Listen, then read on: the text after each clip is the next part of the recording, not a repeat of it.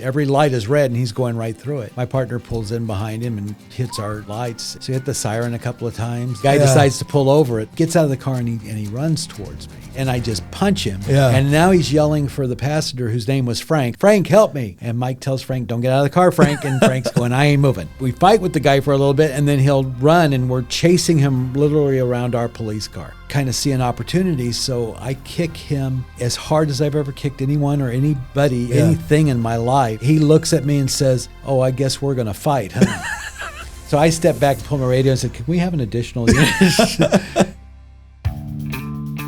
Hi, this is Nick with Making the Argument. I apologize. We're not going to be able to do live episodes for the Thanksgiving week, but we wanted to make sure that you guys had some great material, hopefully to keep you company while you're traveling to and from to see family over Thanksgiving. Part one of this episode is going to be me interviewing my father, John Freitas, who was a member of LAPD for 20 years, both as a patrol officer and as a homicide detective. So in part one, we're going to be discussing his decision to join the LAPD and what it was like serving in patrol in one of the most active divisions within Los Angeles. And then part two, we will talk about his time as a homicide detective to include some of the toughest cases that he worked during that time. This episode, as always, brought to you by Good Ranchers. So today, we brought in a former LAPD police officer, former homicide detective, who's going to share some of his experiences with respect to what it was really like working at LAPD. And I know this guy because he's my dad. We're still waiting on blood tests, but and for all of you that are wondering, like, gosh, why is this guy being so mean to my dad? You're gonna see. You're gonna find out. But anyways, in all seriousness, no, my father, John Freitas, is with us here today to talk about his experiences with the LAPD. Hi, Dad. Hi, son. Thanks for having me, Pat. All right. Which means I'm gonna have to tell this story right up front. That's okay. Give me more time. So all right. So before we get into the LAPD stuff, now I have to tell this story. So I think we were at a baseball practice, Pat. And I. So Pat was one of my best friends in school growing up. Great guy, great family, and Pat, as usual, was just doing excellently, and I was not, and I was walking off, and Dad was watching practice. I said, "Gosh, it was rough." Dad, do you ever wish I was more like Pat Kaloran?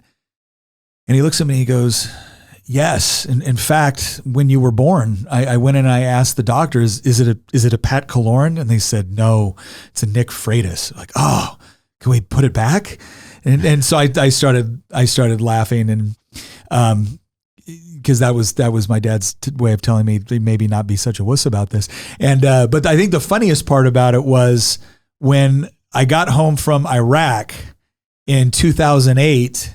And Tina had made shirts for the entire family with like pictures of me on them. And, we love you, Nick, and welcome home. And my dad's just said Pat with a question mark on it. It was pretty funny. Yeah, it was another disappointing day for me.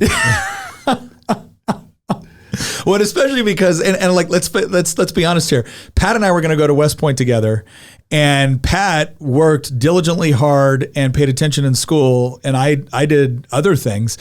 And then Pat got accepted to West Point, and I did it, but I got to fly out there and see his graduation. I got to give him his first salute, which was pretty cool. And he ended up being a helicopter pilot, flew in Iraq, I think maybe Afghanistan too, but flew in Iraq. So had a very, very, great career in the Army as a pilot, and then got out and became a doctor. And I'm like, God, he's like, I'm just waiting for him to go to astronaut school now. Thanks, Pat. that when you went out to see his graduation, I thought that was one of the neatest things in the world when he wanted you had just made sergeant. Yeah. And he wanted you to give him his first salute. Yeah. And for anybody that's seen the movie Officer and a Gentleman, at the end of their officers candidate school, they're giving their Marine Corps sergeant, their drill instructor, they're getting their first salute from him, and they're giving him a silver dollar for that salute. Yeah. And what did Pat give you? Pat gave me, because he graduated in 2002, which was the 200th anniversary of West Point, and they had made a special commemorative coin for that.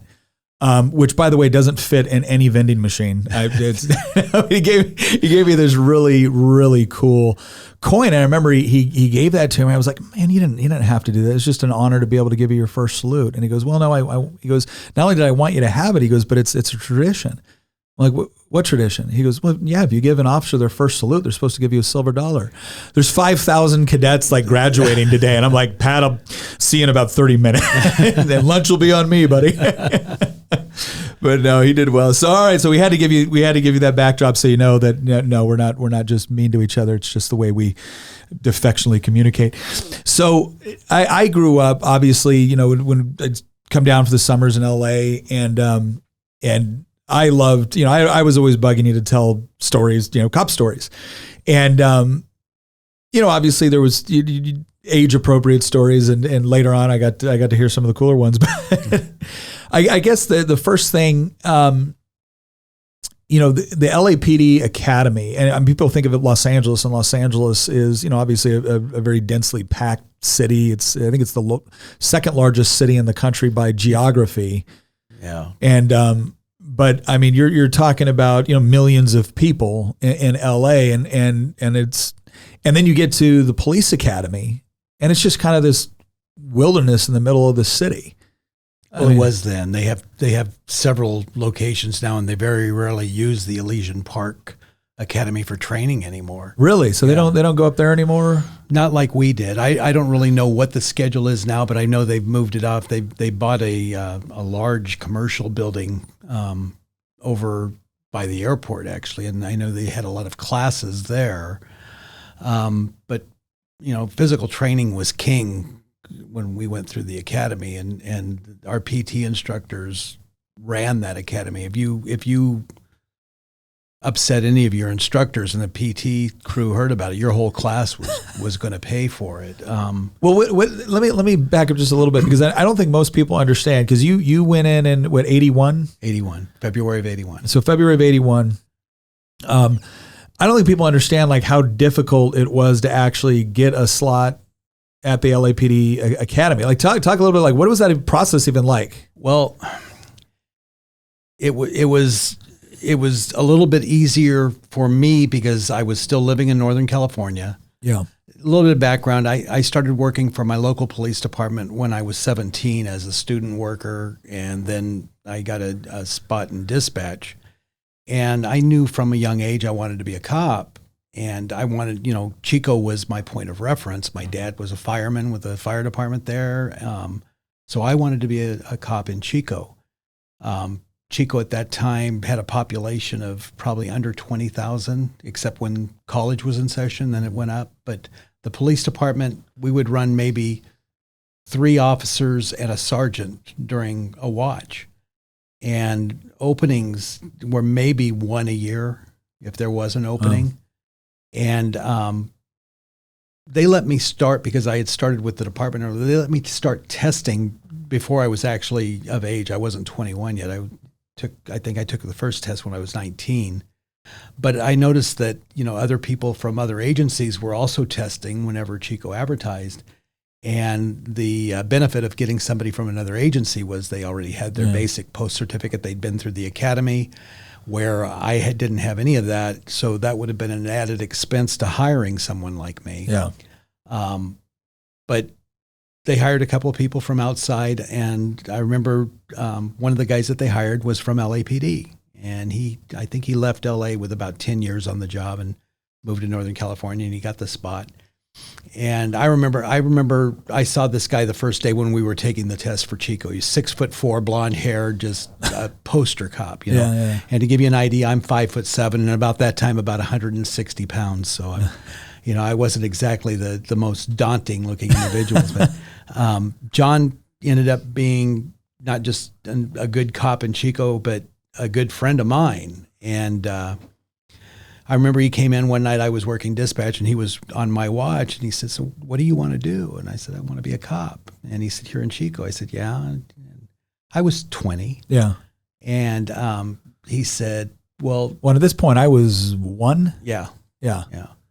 And he said, "Well, Chico only has 1 or so opening a year. They usually go for what was called a lateral transfer, somebody who had experience." He goes, "Why don't you look at LAPD?" He said, they're continuous recruitment because of attrition. I think at that time the department was a little over 6,000. He said, go down there, best academy in the world. And he said, go down there, get through the academy, get through your probationary period, get your basic post certificate. And next time Chico has an opening, lateral back up. Well, but for LA, you had to go through Well, you had to go through a lot, but the other thing you've got to remember is I grew up watching Dragnet and Adam 12. Yeah. So LA wasn't a real place. It was just on TV. Yeah. So I saw one of their ads and I sent off for the paperwork to apply. And they had a thing going, if you lived more than 100 miles out of Los Angeles, they would schedule you in a week and you would go from process to process. And as long as you passed each process, they'd send you on to the next. Yeah. So I had sent all my information out. I had a bunch of guys on Chico's department as references, and then my teachers and stuff like that. And they scheduled me for August of 80 to go down there and take my test. I was still 20.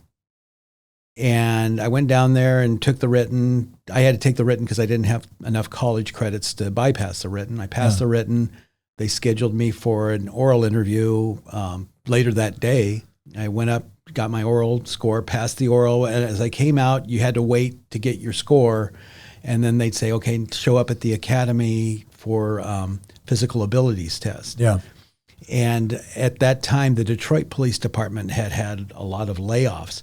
And so there were a bunch of guys from Detroit PD that were competing in Los Angeles and competing for jobs there. And so when I went up to do my physical abilities, it was really kind of cool because there were a bunch of guys from Detroit and they were like really cheering on everybody because you kind of went out and did your part of the physical abilities alone. Okay. And everyone else that is there is watching you, and they were cheering their guys, of course, but then they were cheering everybody. Yeah, and it was there was the camaraderie already there with a lot of these guys, and some of the guys that I tested with and went on to the department went on to great careers. And so really, when they were so they're already coming from being police officers in Detroit, they couldn't just laterally transfer to LA. They still had to go through the academy. They still had to go through the academy. LA, even then, LA did not take lateral. I mean, you could lateral transfer, but you were going to go through their academy. Really? Everybody on LAPD started in LAPD's academy. So how long was the academy? When I went through, it was 4 months. Okay. And they had just accelerated. It had been a 6-month academy, but they were trying to make up. They were losing a lot of people through attrition, retirements and whatnot. And so they were trying to accelerate the academy. And the way it was explained to me, and it kind of held true, the academy is shorter, but we haven't shortened the curriculum. Really? So where maybe the 6-month academy, you were taking one test a week or so, we were taking a couple of tests a week. Mm-hmm. So that part was accelerated for the 4-month program. After I took my written and everything, they told us at that time that we were testing for the November of 80 class. And I thought, great, I turned 21 in September. I'll be old enough and everything. And in October, the background investigator came up to Chico and he talked to everybody. He talked to my high school counselor. I had several jobs in the area. He went and talked to all my employers. And then I was working for Chico PD. He went down and talked to the people there. I mean, this sounds more extensive than what we go through to get a security clearance.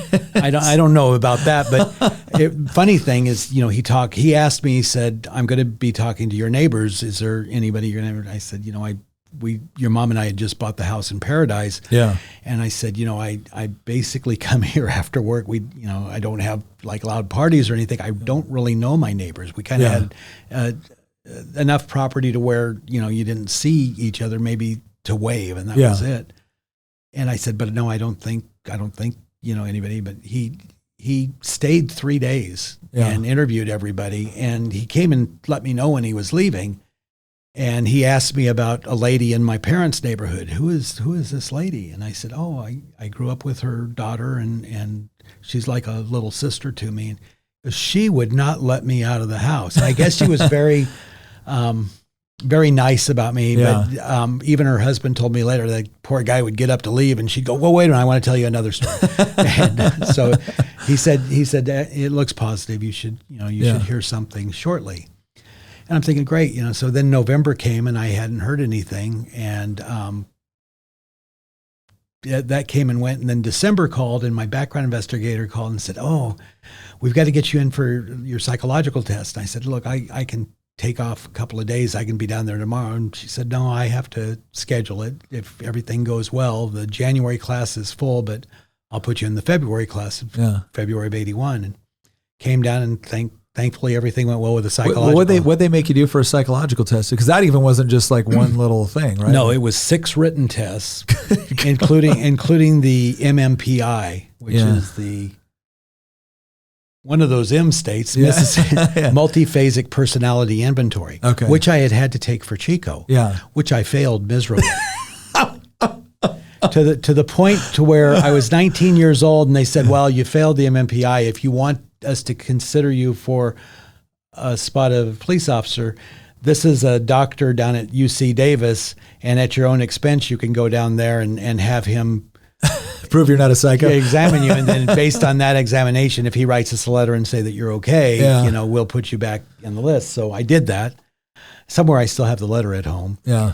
But and your mom went with me. Yeah. We went down together for that, and but anyway, it didn't work out for Chico. But the 6 tests down there, when I took them, I passed them. And then there was a face-to-face. Finally learned how to beat the psycho test.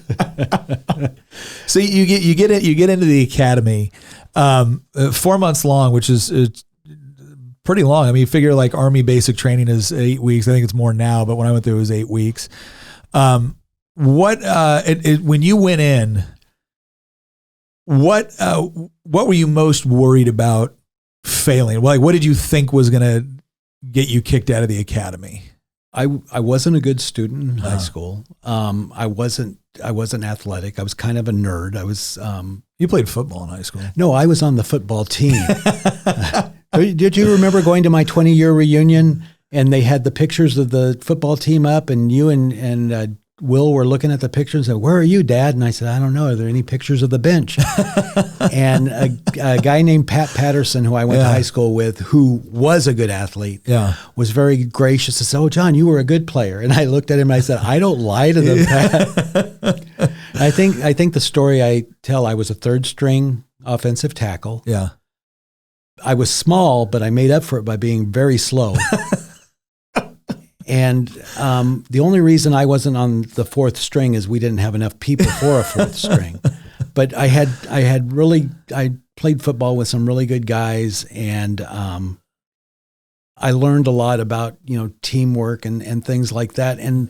But as far as like the testing and all, because obviously, well, give us some of the idea. What are I mean, some of the things that there's this impression I think in a lot of people's minds with respect to what do police actually go through? Is it a lot of like scenario based training? Is it a lot of, testing and trying to memorize code sections? Like what is it?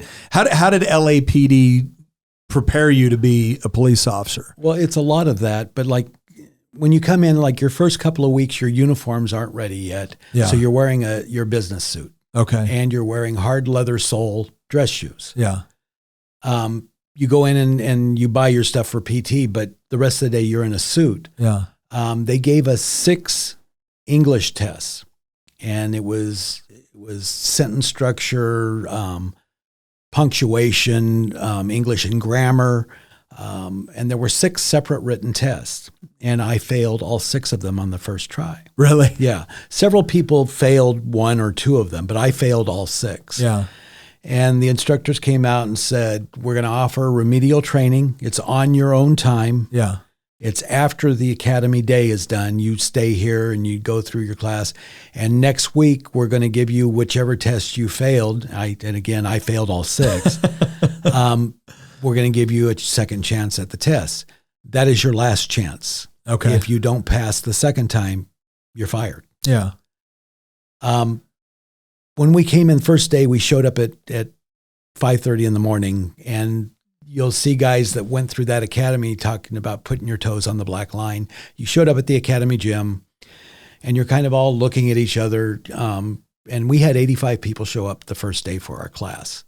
And then about 6 uniform instructors come in, and they're calling you everything except a child of Jesus. Yeah. And they've got you lining up on these black lines on the basketball court.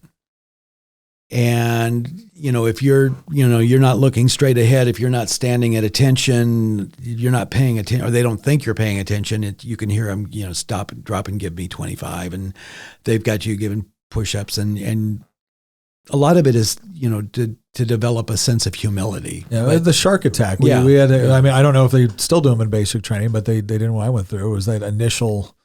Well, that was, everywhere we went that first day, you were being yelled at, and you were doing everything slowly, and they're trying to teach you how to march and stand in formation, and they're building up our squads and everything like that.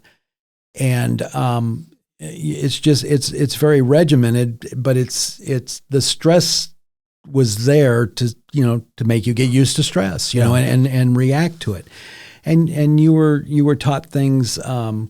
If you ever watch like an old Dragnet or even an old Adam 12, everybody they refer to as a sir or a ma'am. Yeah. And that was drummed into you. If you're walking in the hallway somewhere and there is a subject coming towards you, and that subject is a female subject, you put your back against the wall, you yell down the hall to make a hole so everybody else gets out of their way, and then it's good morning, good afternoon, or good evening, ma'am. Yeah. If it's a male subject, good morning, good afternoon, good evening, sir. And they said, I don't care if that is a 3-year-old subject that's walking by. And so that was drummed into. How many people? You said 85 on day 1. Day one at lunch. Yeah. Several people didn't come back. Really? From lunch. They quit. Wow. I don't know. After going through the process to finally get hired, I don't know. But my understanding was your background continued. Through the academy. Okay. And there was the old adage, if you'd be in class and one of the instructors would come in, the class instructor would stop and they'd look at whoever and say, Jones, hat and books, go see the captain. And we'd never see that person again. Yeah. And there for a while we were thinking, what are they doing? The wood chipper in the back. and finally one guy who carpooled with several other guys got hat and books, went to the captain, and he did get fired, and it was for something that came up in his background. But the people that he carpooled with saw that he was still alive and able to go on in society. But I learned that my being a bad student in school translated to, I want this job really badly, so I would be in a class and I'd have 13 pages of handwritten notes on that class for me to study, where I was looking at the guys that went to college that knew how to study. They might have 2 or 3 paragraphs on that same class. But it paid off for me in the end. Going through the academy, we had, you talk about scenarios, they had situation simulations, and we had even a sit sim village that was set up with a mock liquor store, and they would, you would actually drive a car up. You'd get a radio caller, drive a car up, and you'd contact instructors posing as citizens, and you were graded on how you contacted them. You did have some incidents where it might go to a use of force, or where you were having to chase someone or arrest somebody, and it was all on how you reacted. Yeah. And we did felony car stops and how to prone somebody out and things like that. So a lot of things like that, then a lot of written, and then a lot of PT. Where the academy's in Elysian Park, which has no shortage of hills. Yeah. And so you were running a lot of hills, and at that time they had like 3rd stage, 2nd stage, 3rd stage, 4th stage smog alerts. That didn't have any indication on it had to be really bad before they would say, we're not running today. All right, we're going to take a quick break to recognize and thank our sponsor, Good Ranchers.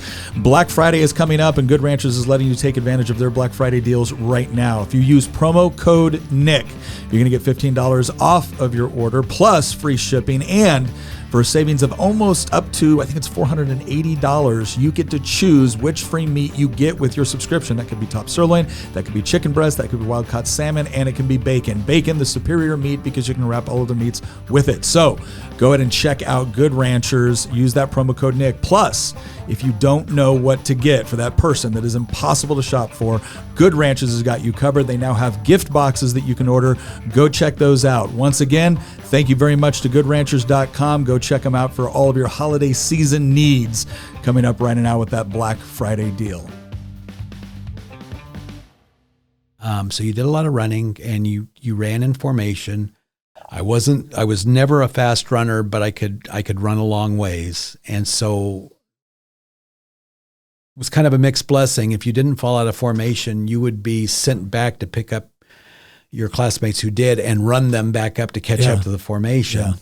But there were a lot of, like I said, good athletes in my class, and so the physical training was really hard. And I think they said at that time the sheriff's office had an academically tougher program than the police department, but we had a physically tougher. So after 4 months, starting off with 85 students, how many graduated? 42. Wow. Okay. Yeah. So like half the class is pretty much gone. Gone. Okay. Towards the end of the academy, we did the self-defense test. Yeah. Which was a controlled situation. Yeah. But we do it about 2 weeks before graduation. And before we take the self-defense test, we take our class picture. Oh. And there are, I believe, 7 people in my class picture that didn't graduate. You got 2 chances at the self-defense test, and the second time they fired you. Wow. If you failed. So you graduate the academy.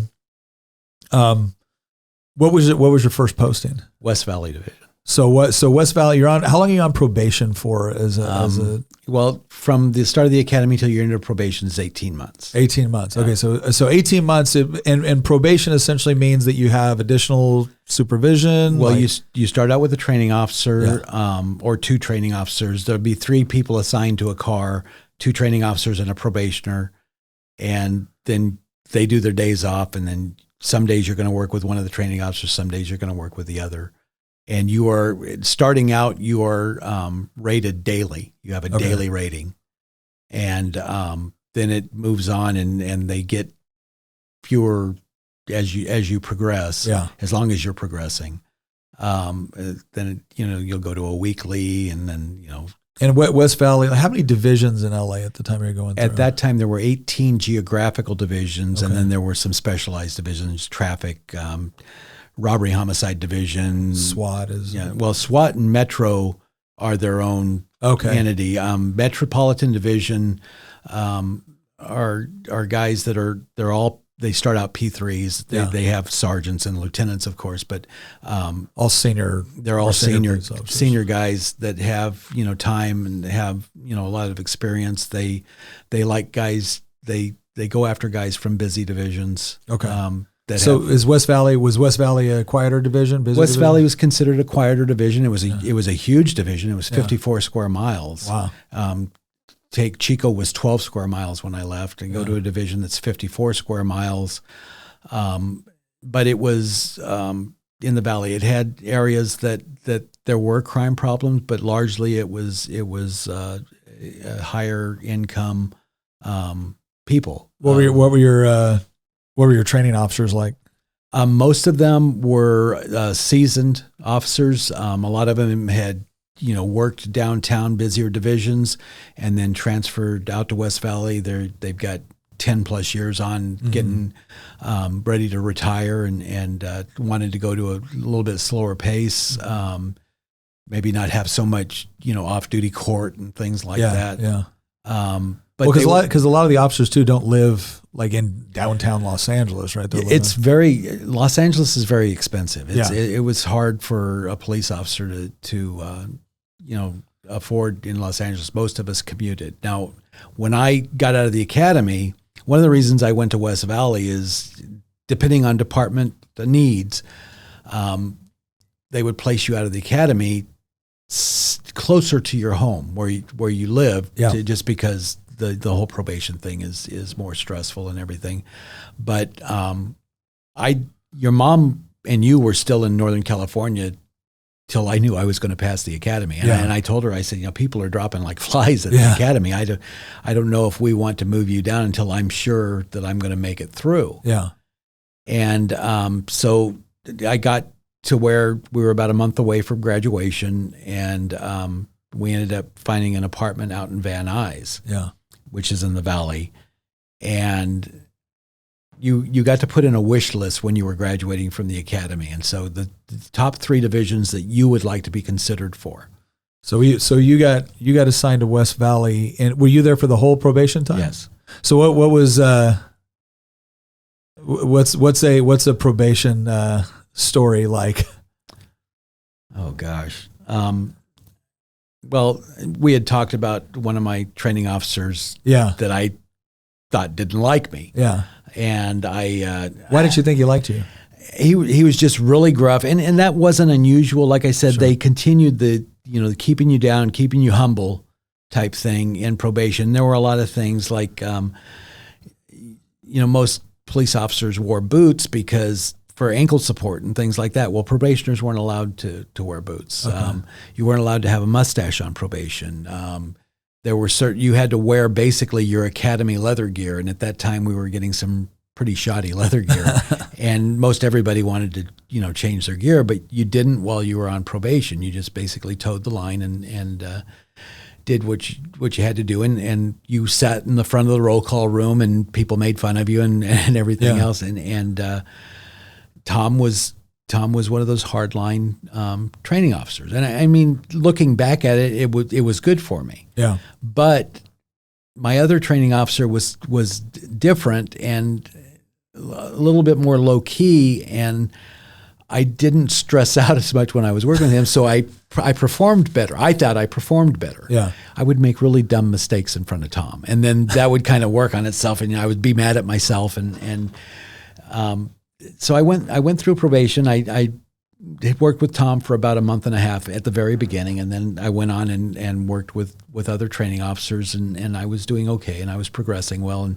so about 3 months before I was getting off probation, they moved me to a one-man car. And LA mostly works two-man cars. We usually have a one-man car for reports, just taking cold reports. But in the Valley, they'll run what we call L units, which are one-man cars or lone man cars. So that's a crazy concept to me, because they in the military, they stress on us so much. If you're alone, something is wrong. Yeah. Something's gone horribly, horribly wrong. Is that a resource issue that they would have you in one car? Yeah. Just a lot of times L cars were extra cars. Okay. Where you'd have your basic car plans would have two-man units. Okay. But there were times because of the amount of people we had that maybe on this particular day we didn't have enough people to have two-man cars in every basic car plan, and you'd work an L car. You'd work a car by yourself. And on this particular occasion, I'm working an L car, and Tom still on probation. Okay. Tom's working L car too. Yeah. And we get called to an alarm call, and they send 2 units there, and we go up and we search, and there was a door left open, but there was no evidence of forced entry, and nothing in the house appeared to be disturbed. Yeah. So we said everything was okay. We put out what's called a code for no further assistance, and we locked up the house and let the alarm company know to let the owners know that we had been out there, and we left a business card. And we're walking. Tom asked, "Hey, have you had code 7 yet?" And code 7 was our mealtime. Yeah. And I said, "No." And he goes, "Let's see if we can get code 7 together, go have lunch." And I'm thinking to myself, I don't want to go eat with you. Let me eating with my drill sergeant. Yeah. And okay. So we requested, and we got code 7, and we went to the restaurant and ordered our food, and I'm being kind of quiet. Yeah. And my food comes, and I'm looking at it, and I'm not really that hungry. I'm just kind of, and Tom goes, "You're about ready to get off probation, aren't you?" And I said, "Yeah, just 3 more months." And he says, one of my classmates had also come to that division, Brad Berman. And he goes, "You know what? You and Berman were 2 of the best probationers I've had in a long time." And I remember looking at it, and I had to stop, and I put my silverware down, and I said, "I thought you hated my guts." He said, "Why?" And I said, "I just made so many stupid mistakes in front of you." Yeah. And he said, he goes, "Did I ever give you an unsatisfactory rating?" I started thinking, I said, "No." He said, "Then you were fine." All right. So you did all of your probation in West Valley, and West Valley is like a huge division, right? It's like, yes, 54 square miles. So 54 square miles. So it's, I mean, you were talking about Chico earlier being 12 square miles. Like it was the whole municipality. 54 square miles is huge. You get off probation though. Now you're going to your first choice, which was 77th Division. Why give us a description of 77th Division, and why was it your first choice? 77th Street Division is in an area of Los Angeles that I guess most people would be familiar with the term South Central Los Angeles, it's within the area considered South Central. There are several police divisions that encompass that area, but 77th Street was one of them.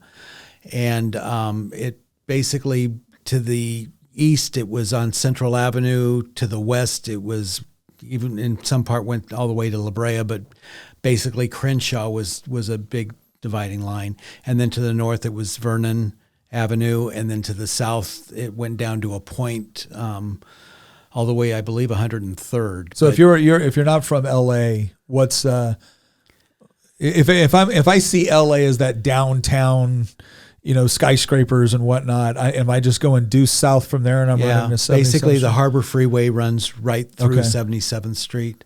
And why was it so? I mean, busy division. Just a lot of gang activity, a lot of crime like that. It is a poorer area, but it's by far not the poorest South Bureau area. I mean, Southeast Division encompasses the Watts area. There's a lot of housing projects. There's no housing projects in 77th. So what was the? So as far as, 77th Division, 77th Street Division, it had, and maybe still has, the record for the most murders in. They run one year. A high homicide rate. As far as I know, and I've been gone for a while, but we had the record for the most homicides in 1 year in a single division, and that year was 86, and we had 162 murders in that year for 12 square miles. So 162 murders for 12. How many people roughly live in? I want to say between 250,000. Wow, around that. That's a pretty high. Yeah, it's a dense population. So you had a lot of people in a relatively small area, high number of murders, 162 murders in 1 year in 86. For like comparison, when you look at the murder rate in Los Angeles versus other cities and whatnot, where would Los Angeles rank? Oh gosh, I think now they're down a little bit, but at that time I think we were probably in the top 5. Okay. So we're talking about the most murders of any division in a major metropolitan area, which is probably in the top 5 of most murders in the country. So This is a busy area. Now, would you say out of those murders, a majority of them were gang related? Yes. Yeah, I would say a large majority at the time that I was working there were gang related. And this is, and would you say we're talking like, obviously there's a variety of different types of gangs and whatnot, but this is mainly like Bloods, Crips, or yeah. When I was there, it was largely Bloods and Crips. It tended to be more black gangs. Yeah. I'm trying to think. We did have some Hispanic gangs that were kind of they were within 77th, but they were also extended over the borders of 77th into LA County, Florencia 13, that sort of thing. So when you were there, so this is in the mid 80s, that you're in 77 and you're working patrol at this point. How much of the calls would you say, like on an average day or whatnot, were in some way associated with gang violence or gang activity? Oh, shoot. I like majority of them, or? Yeah, I would say it's definitely the majority. I really can't quantify an exact percentage. All 3 watches, at that time we had 4 watches with mid-PMs. They had their own dynamic of problems. A day watch was a completely different beast than, PM watch or morning watch. So what would you say, like if you had to characterize the different watches, how would you kind of characterize them? Day watch, it could be anything. I mean, from, street robberies, bank robbery, a liquor store robbery. There could be a shooting. Yeah. They don't see as many shootings. Are day watches usually the slower watches? Yeah. Okay. What you might be dealing with, and I would say that this is probably consistent, not just in Los Angeles, but everywhere. Residential burglaries, because people are gone, they're at work. nobody's home. Most burglaries occur when nobody's home. You got somebody that's burglarizing a house when people are there. It's a very dangerous situation, Yeah. and that's usually a more dangerous type individual. So what was your favorite watch to work? Morning watch. And when was morning watch? About 11:30 at night till say 7. Okay, so in the that's morning. so I assume that's when a lot of your. I mean, there's a reason why mom and dad always tell you nothing good happens after 10 o'clock. After 10 o'clock, yeah.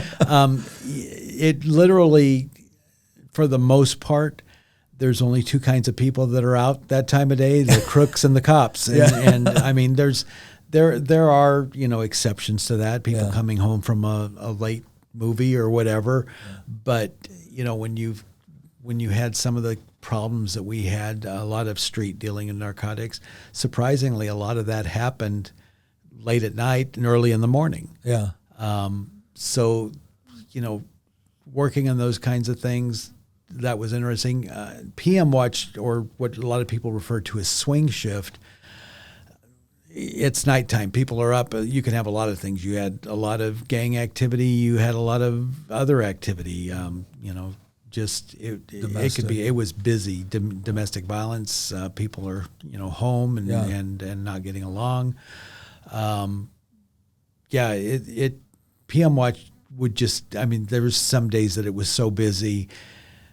And in 77th Street, there were literally times that it was so busy at end of watch, you didn't remember what you'd done at the beginning of watch. Yeah. But that was something that, gosh, in Chico, we would have been talking about for weeks, at the time that I worked there. Yeah. But unless somebody said something about it, it had completely slipped your mind because so much else had happened. We kept our own written logs. And I remember several nights where I had 4 pages of handwritten logs of calls, observation activities. And this is all in a 12 square mile area. Yeah.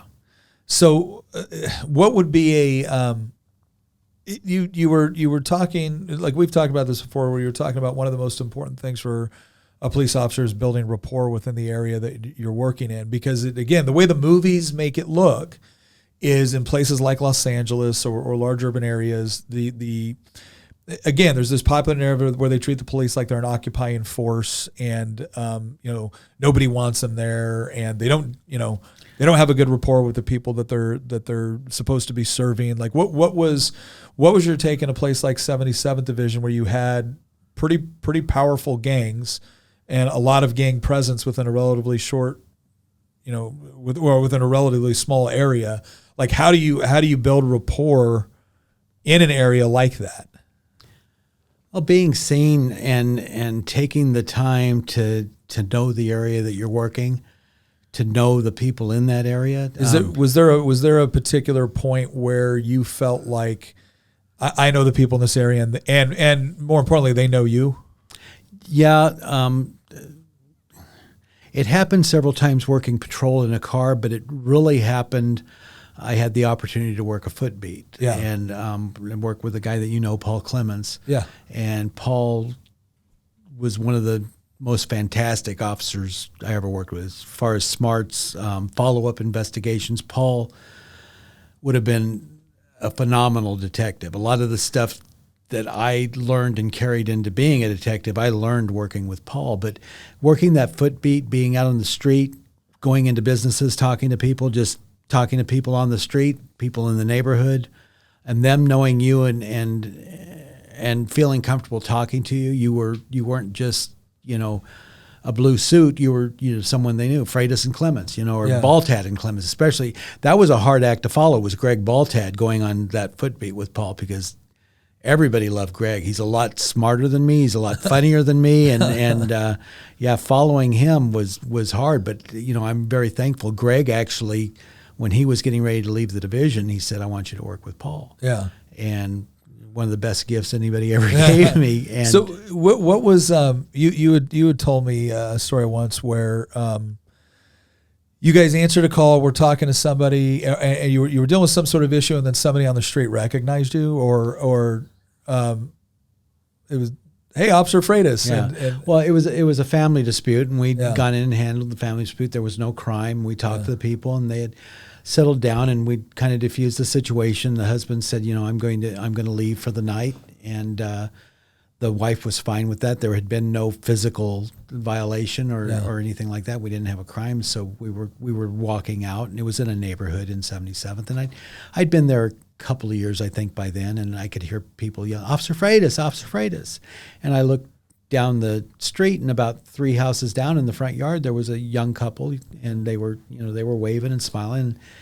I told the guy I was working with, let's go down here. And I said, hi. And they said, do you remember us? And I said, I'm sorry. And the husband said, you came out when she stabbed me. and then, I remembered the incident, and they were both, they were both happy to see me. And you got to remember back when that happened, I arrested the woman. And I said, oh, yeah. I said, how are you guys doing? Yeah. Oh, we're okay. And she had... she went to county for a while. And so she went to jail for a while. She went to jail for a while and then got out, and they rekindled their relationship, and they were doing fine now. Less stabby? Yeah, yes, no more stabbing. I've had people say, hey, Nick, where I couldn't quite place where I knew them, but never because from like, oh, yeah, that's right. I did arrest you for stabbing your spouse. And it's not just, it's not that, that happens a lot, but there's a lot of radio. There's a lot of calls for service. Yeah. And one of the things that, we used to talk about and tell, especially new guys coming in the division, people don't come, nobody comes home, has a great dinner and says, honey, that was delicious, call the cops. Yeah. You're usually going when something has happened that's traumatic, bad, or not a positive thing, not to judge people because of the time that you saw them when things in their lives weren't going right. And Paul was really big on that. Most of the officers that I worked around that I really respected were like that, and they took the time to learn the community. And Paul was one of the guys that he knew a lot of the kids in the community. And when I talk about there being such a big gang culture in a community like that, a lot of kids don't just join the gang because they want to be gang members. They join the gang to survive in their own neighborhood. So when you say that, a lot of people are, I think they understand on some level how that could happen, but like what exactly does that mean? Like why would a kid that lives in a particular area that's been, because they may be thinking to themselves, well, as long as they don't join a rival gang, can't they, live their life free from, why would the gang want them if they don't want to be in the gang? Because you live in our neighborhood. Okay. Everybody in the neighborhood. And that was one of the things that you would see when you talk, when you think about different things, is if a gang is going in a rival neighborhood to do a retaliation for something that happened in their neighborhood, anybody in that neighborhood is fair game. Mm-hmm. And they see the whole neighborhood as, even if they're a gang member or not, as being their enemy and worthy of their rage. And so they kind of get the feeling, you'd be walking through your own neighborhood as a 14, 15-year-old. Where are you from? Who are you with? Because I don't recognize you as being with us. Yeah. And I saw kids that joined gangs because they didn't want to get beat up walking to school. Yeah. And they weren't active gang members, but they affiliated, so they belonged in the neighborhood. So what was it like operating in an environment where, because again, a lot of people, their only reference for this is watching movies, right? They, maybe they watch Into Watch or something like that. And is it this sort of thing where gang members are just standing outside in a big group with each other, and now you get called to the scene, and because that seems like an intimidating, if I was going somewhere outside the wire in Iraq, I was going with a lot of machine guns, right? Yeah. Like when we showed up, there was no Fourth Amendment issue that I had to work with here. There was, if I was showing up to your house, I was showing up in force with a lot of firepower. And if you looked at me wrong, things were going to go bad very, very quickly, because this wasn't going to a court case. Yeah. And so I'm thinking about this from my experience on what, but now I'm trying to imagine that in an environment where it's me and my partner, and there may be 12 guys, and I don't know if they're armed or not, and I don't know what their intentions are. I don't know, if today's the day they've decided they're going to shoot 2 cops, but I got called to something, and it may have been a noise complaint. Yeah. right? Like what are you supposed to do when you know this environment, you know this area, you know, okay, those are, you know, rolling 60s Crips or whatever it is, and you've got to go tell them to turn their music down. Like what is...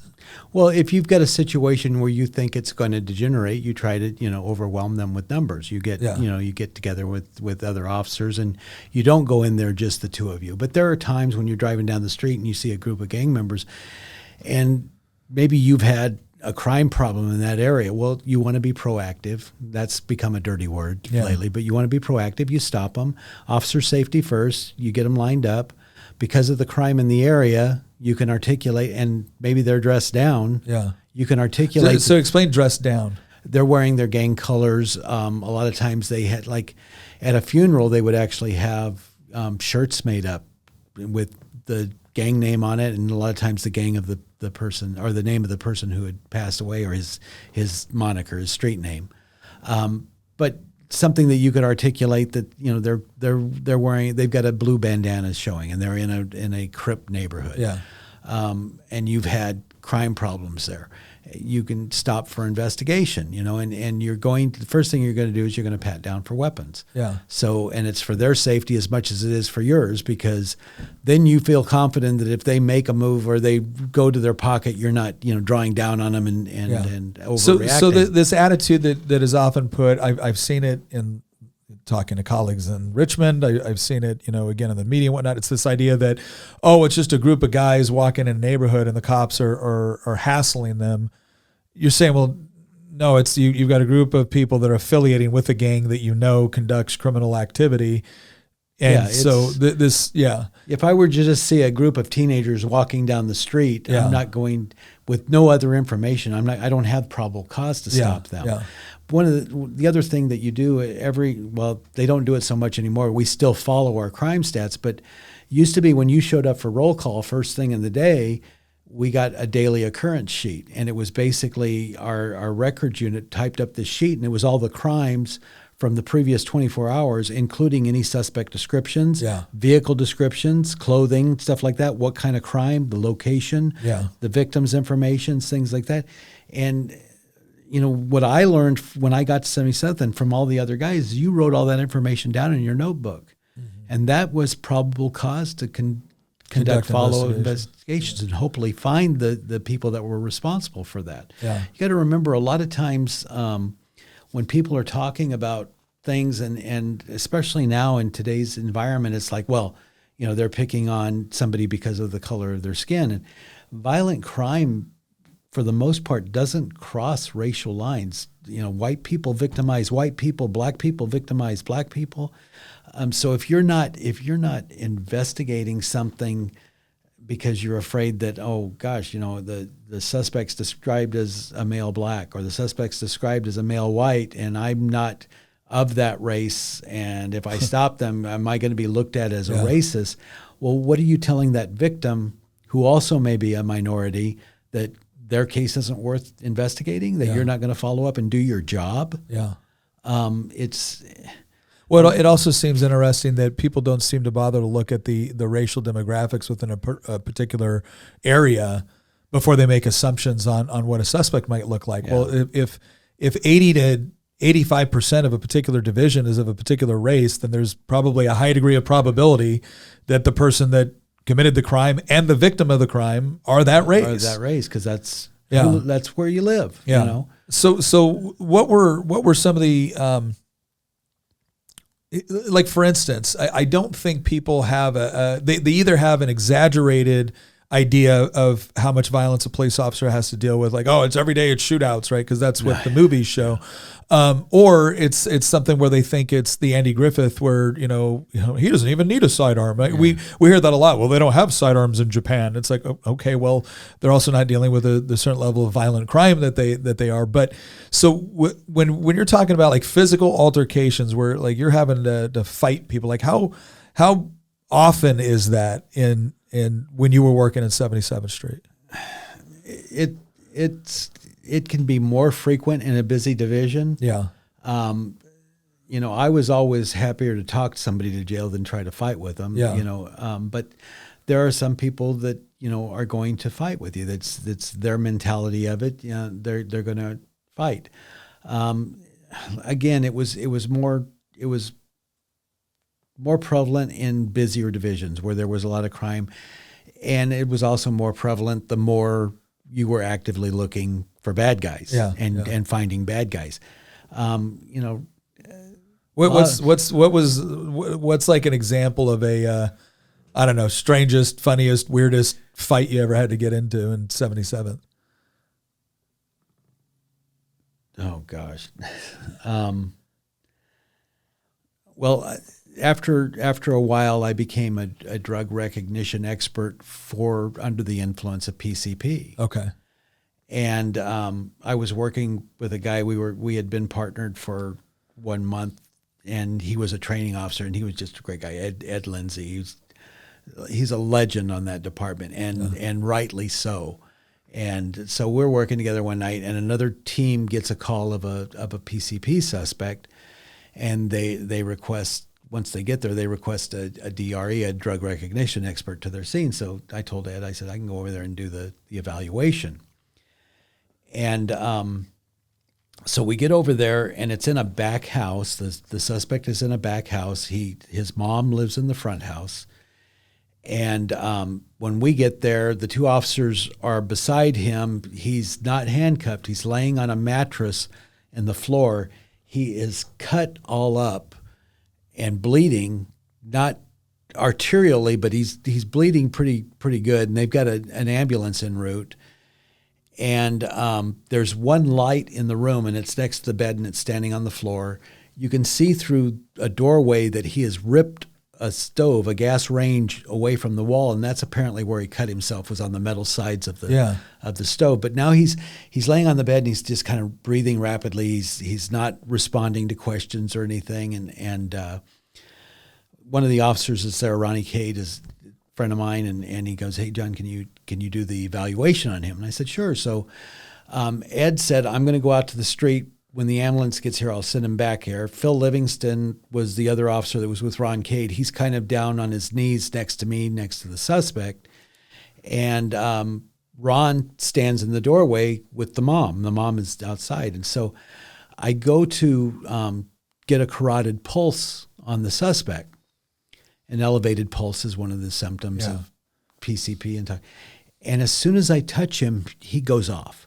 And the first thing he knocks over is that lamp, which is the only light in the room. Yeah. So now we're in pitch blackness, and Phil and I are trying to grab onto him, and he's covered in blood, so he's slippery. Yeah. And we're fighting back and forth, and he's moving around, and we're slipping with him, and we're trying to grab arms and get control of him, and he's fighting, and even trying to put a wrist lock or a twist lock on somebody that's resisting you. Oh, it's tough. It's tough. And then on top of that, he doesn't feel a lot of pain right now because he's under the influence of PCP. Yeah. And like I said, we're in the darkness, and Ron is yelling for Ed to come back to help us and trying to keep Mom, where she doesn't get hurt. And we're sliding around on this floor in this bloody mess. And Phil gets the decision that if he can get his baton out, he can use it as leverage to get the guy's arm back around his back. So when he pulls his baton out, he hits me right in the eye with it. And so I get punched in the eye, and I don't know if I said ow or something more colorful. Yeah. And he actually takes the time during this fight to stop and go, "Oh, sorry." But the guy is spinning around, and I go to perform a punch. Yeah. And right as I'm making the punch, Ron turns on his flashlight and illuminates me, and I hit this guy in the face. Yeah. And all I can hear is the guy's poor mom go, "Oh my God." Yeah. And then the guy he went limp a little bit, and we were able to get his hands back behind his back and get him cuffed. And by that time, the ambulance got there, and they were able to, take care of him. And I went out and talked to the mom, and the mom, understood what was going on. She said, "No, I understand." I said, "I'm sorry. He was just he was hard to control there." And she goes, "No," and she was very understanding. But yeah, and then as we finished that, Ed and I are walking out to the car, and another call comes out of a PCP suspect in our area. And Ed looks at me, and I said, "We're already dirty." Yeah. And we took off to the next call. And funny enough, that guy was just compliant. He was under Really? the influence. He was running around and he was scaring people, but he did everything I told him to do and put his hands behind his back. But, well, you had another story you had told me about, again, PCP related, where so they like ran a stoplight or ran a... Oh, yeah. We were working mornings, and it was kind of cool. It was in wintertime, and see a car going north on Vermont, and the hood's down, or the top is down. It's convertible. And the guy is going through mid-phase red lights, basically red lights that have been red for a while, and he's just driving right through them. My partner pulls in behind him and hits our lights, and he continues going north on Vermont and just going, every light is red, and he's going right through it. So he hit the siren a couple of times, and he's a big guy, and he holds up a hairbrush. And my partner, Mike Tinker, who was very quick-witted, goes, uh-oh, another brush with the law. And so I'm kind of laughing about that, and then the guy decides to pull over at Florence in Vermont into a supermarket parking lot. And, he's looking around at us, and we're telling him, face forward, get your hands up. And there's a passenger in the car that's smaller, and he's got his hands up, and he's complying. And this guy that's behind the wheel, he's big. He's like, his head is sticking up over the windshield. He's that tall. And he's looking around for us. So I get away from the car because I figure the car is going to be his focus. But when I get out, I leave my nightstick in the car and everything else. And he looks around and he sees Mike, and then he sees me, and he gets out of the car and he runs towards me. And so he gets up on me, and I can see his hands are clear. So I'm putting my gun away, and I just punch him. Yeah. And his head goes back, and then it comes right back around, and he's facing me again. And then I punch him again, and he kind of spins a little bit, and I use that momentum to grab his arm and tweak his arm back, and I've got his hand up behind his shoulder blades. Yeah. And he just straightened his arm out, and he's face to face with me again. Yeah. And now he's yelling for the passenger, whose name was Frank. I'll never forget that. Frank, help me. And Mike tells Frank, don't get out of the car, Frank. And Frank's going, I ain't moving. Mike comes around, and we fight with the guy for a little bit, and then he'll run, and we're chasing him literally around our police car. Every once in a while he'll stop and like push or kick at us and yell for Frank to help, and we're telling Frank don't move, and Frank's staying in the car, and he's going, I'm not moving. Yeah. And then we're running around their car, and then he stops and he squares off on Michael, and I kind of see an opportunity, so I kick him as hard as I've ever kicked anyone or anybody, anything in my life, in the pills. And right in the junk. Yeah, he looks at me and says, oh, I guess we're going to fight, huh? And, so I stepped back and pulled my radio and said, can we have an additional unit? And then he says, I'll just run away from y'all. And he takes off running, and he's running down Florence, and I can see the cavalry's coming, and Mike and I have taken off after him. And police car kind of broadsides to block him off, and the officer, Rich Coates, gets out and grabs his stick and baseball swings right across this guy's knees. And the guy doesn't even lose a step, and he runs to go around their car. The passenger officer, Danny Pratt, who is actually shorter than me, jumps up in the air, and it looked to Mike like he actually flew through the air over Rich's head, grabbed this guy by the shoulders and twists, and the guy went down. Yeah. And when he went down, he hit his head on the curb and knocked himself out. And Danny broke his thumb. But we got him cuffed. Danny broke his thumb. Danny broke his own thumb pretty badly. I think he had to have surgery later on it. Yeah. But we get there, get the guy cuffed. The guy's starting to come to. We've got an ambulance en route for him. And Mike and other units are there, and Mike and I are looking at each other, and Mike goes, our car. Well, we'd left our car running behind the suspect with Frank. With Frank. So our sergeant gets there, Bobby Smith, just an outstanding guy, and he says, where's your car? I said, in the Boys Market parking lot. He goes, I'll go check your car. You worry about this. So he drives down there.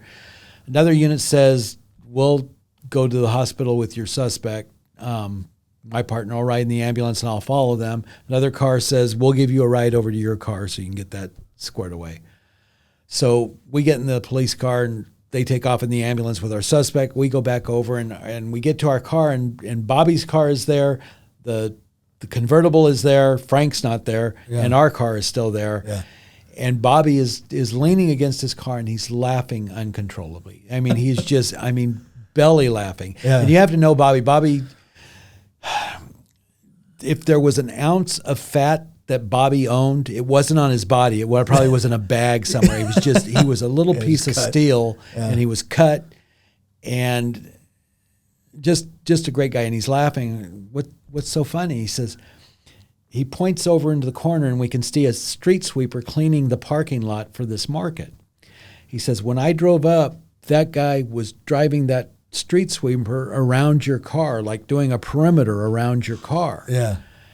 And I stopped and I said, sir, did you see what happened? He said, yes, Sergeant, I did. He says, they yelled at him, they punched him, they kicked him, they hit him with their sticks. They should have shot him. But he took off running, and they took off after him over there. And then the other guy that was in the passenger seat, he got out of the car and walked back to the police car and was leaning down and looking in the driver's seat. So I drive over and I yell at him, what are you looking at? And he took off running that way. So I figured I better circle their car so nothing happened to it until somebody came. Wow. So he saved our car. We used to drive by every once in a while, and there was a donut shop. I know cops and donuts. There was a donut shop there. We would get him donuts and coffee, and when he was out sweeping the parking lot for saving our car. Yeah. But that was a comical fight, and when we got back to the hospital and we ended up booking the guy, and he started coming down off the PCP, he was hurting. He had a lot of pain that he didn't realize. Then from the altercation, because that was a common thing with PCP, angel dust. It's a painkiller. It's a large animal painkiller is what it is. But yeah, that was common when you would hear of them doing something, a PCP suspect doing something superhuman. Yeah. That was the reason they didn't feel the pain. I never saw anybody break handcuffs or anything like that. But I had heard stories. I know one time I was off. I didn't go to this call, but a guy had straddled his wife and was stabbing her repeatedly. And he ended up killing her. But in the process of stabbing her in the chest, he stabbed himself in the thighs numerous times and didn't even react to it. Wow. So you would hear scary stories like that, and like I said, it would run the gamut. Some PCP suspects would you'd talk to them and they'd do everything you asked them to do. Some decided they were Superman. Some decided they were going to fight, and it could be a pretty substantial fight. How much control of those? I mean, obviously the gangs control a lot of the drug trade within the neighborhoods and whatnot. How much control do you think gangs had over their respective neighborhoods? And by that I mean to the point where the people living in those neighborhoods just it wouldn't occur to them to talk to the police because of what would potentially happen to them. It was scary how much control. If you were to drive around like 77th Street area at that time, and in 77th Street area was largely residential homes. There was some area that was mostly apartments. Yeah.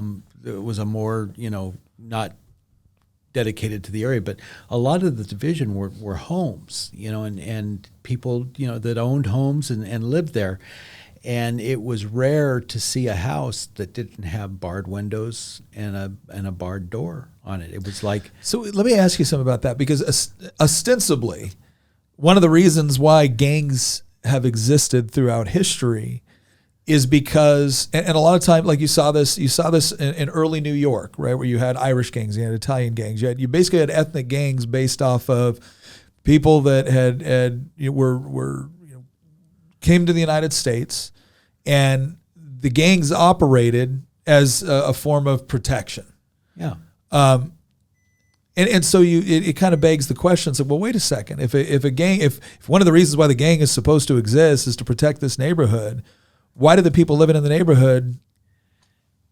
It degenerated. I think when it started, or the premise when it started is. People didn't feel like their government was giving them equal protection. Yeah. And so I think a lot of people took it upon themselves that if somebody, came in and was causing problems, we're going to take care of it. Yeah. And at some point I think it changed a lot. I think Do you think the gang just became essentially there was still a geographical component and whatnot, but Yeah, it was more about making money? Or well, it could be about making money, and it could be about just revenge against other areas, other gangs. A lot of times, people in the neighborhood were victimized, and there's a lot of Los Angeles area, like you can't get a gun permit in Los Angeles. Yeah. If you're a law-abiding citizen, unless you're an actor. Unless you're connected, an actor, know somebody in city government. If you're a law-abiding person, and you would like to be able to defend yourself and your family, say you live in an area that's a high crime rate, you're not going to be able to get a gun permit in Los Angeles. It's just not going to happen. And the idea of the gun is the problem and not people who misuse the gun being the problem is really something that it's really bad. Very rarely we would get to handle a call where the bad guy was the loser. Yeah. Because somebody was able to defend themselves. But you did have those? Yeah. I mean, there's a couple that stand out that were, cases. One of them, do you want me to go into the homicide? Yeah. Okay. One of them. Is this when you were working homicide? South Bureau homicide. Let's save that for, because I want to move into that next. Well, both of these were when I was working homicide. One of them, I'll tell you, I was working patrol. Yeah. And one of the guys that I got to partner with, who's deceased now, Chuck Lane. Chuck was pound for pound, one of the toughest men I've ever met. Yeah. He grew up in one of the Carolinas and, grew up bucking hay and he wasn't a big man, but he was strong and he was tough and really good guy. And he was working the desk one night, it was unusual to see Chuck on the desk, but he was on the desk.